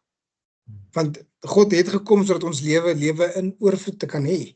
And that means that we have to start cherishing each other and love each other en ons moet net leef. Ons moet nie, verstaan jy, die ander goeders, dis bysake, dit is gaan soek God in sy geregtigheid eers en die res sal vir jou bygevoeg word. As jy ooit enigiets in jy wil hoor of 'n boodskap wil hoor van hoe om ryk te word, daar's dit. Gaan soek vir God en al sy geregtigheid. Die res gaan vir jou bygevoeg word. Ek weet jy gaan die rykste persoon in die wêreld word as jy naby aan God beweeg. There's your only message that you will ever need for prosperity. So ja, ek hoop dit maak vir julle sin en dis lekker. Dit is ek hou regtig van die engagement, is vir my baie lekker dat mense ook bietjie net dink en baie van die goeders wat 'n mens al geleer het en vergeet het, dit brings it back up, verstaan, dit is regtig awesome. Dit wys jou weer op net hoe lekker awesome is die Here. Die Here is regtig waar amazing. Ek verstaan nie hoe mense nie meer van die Here wil weet nie. Dit gaan my kop verby. Praat van 'n wonderlike aanraking nie. Yes. Ja. Dus die aanraking is een ding, maar as die Here eers sy woord vir jou begin oopbreek, it's amazing. Weet ek 1 minute, dan is ek klaar, dan moet ons kry. Vandag praat ek met iemand by die kantoor en ons praat oor 'n paar skrifgedeeltes en goeters en ek is privileged genoeg om dit te kan doen elke dag van my lewe. En dit is wat dit so lekker maak. En ons sit en praat so en ek sê dit het net iewes skielik toe openbaar die woord van God net vir my nie verlang nie, maar in die begin was dat jy weet jy sukkel bietjie met sekere goeters en toe iewes skielik toe maak alles net all of it made sin. Nou lees jy nou 'n Psalm en maak Matteus 20 vir jou sin, want nou align alles net. En nou maak alles kom neer op een punt en is Jesus. En dit is die amazing ding, wanneer jy daai ontbreking het van die woord van God, is dit dan jy kan dan nie help as om 'n slaaf te raak van die woord nie en om net heeltyd net meer en meer van dit te wil. Dis hoekom Jesus ook gesê het, man shall not live by bread alone, but by every word that proceeds of the mouth of God. Dit is die woord van God. Dit is ons geestelike voeding. So wat ons hier doen, awesome. Amen. Baie dankie. Ons sê. Sal ek gaan ek vir ons maar afsluit. Dankie Martin. Okay. Here ons kom na u toe in dankbaarheid vanaand, liewe Here. Here net vir u dankie sê vir die boodskap vanaand en die engagement van almal af, liewe Here, elkeen wat ingesit het. Liewe Here, ons dank die vrae wat gekom het, liewe Here, en die mense wat net meer wil leer van u, liewe Here. Hoe dankbaar kan ons nie wees vir dit nie. Ons bid, liewe Here, dat u so met elkeen van hulle sal wees, dat u woord 'n lig op hulle voete sal wees, liewe Here. 'n lamp vir hulle voete sal wees en dat u so met hulle sal gaan deur hierdie week, liewe Here, en hulle oortuiging sal wees met hulle in die woord. Liewe Here, ons bid dat elkeen sal uitgaan en hierdie boodskap van u vat, liewe Here, en sal gaan verkondig en dat u met hulle sal wees en dat u deur hulle sal werk. Ons pleit ook elkeen oor die kosbare bloed van Christus. Ons bid die Here dat U met elkeen sal wees, hulle sal bewaar en veilig sal hou. Ons bid dit nie in ons verdienste nie, maar alleen uit die genade in Jesus Christus se naam. Amen. Amen. Ons sien julle, lekker aand vir julle. Sien julle Saterdag en Sondag. Cheers, cheers. Wat gebeur Saterdag? Baie julle. Die grondwerk. Baie lief. Bye. Ons gaan troue hou. Ja, lekker. Ja, verskonings. Bye. Okay, julle lekker aand. Bye. Bye.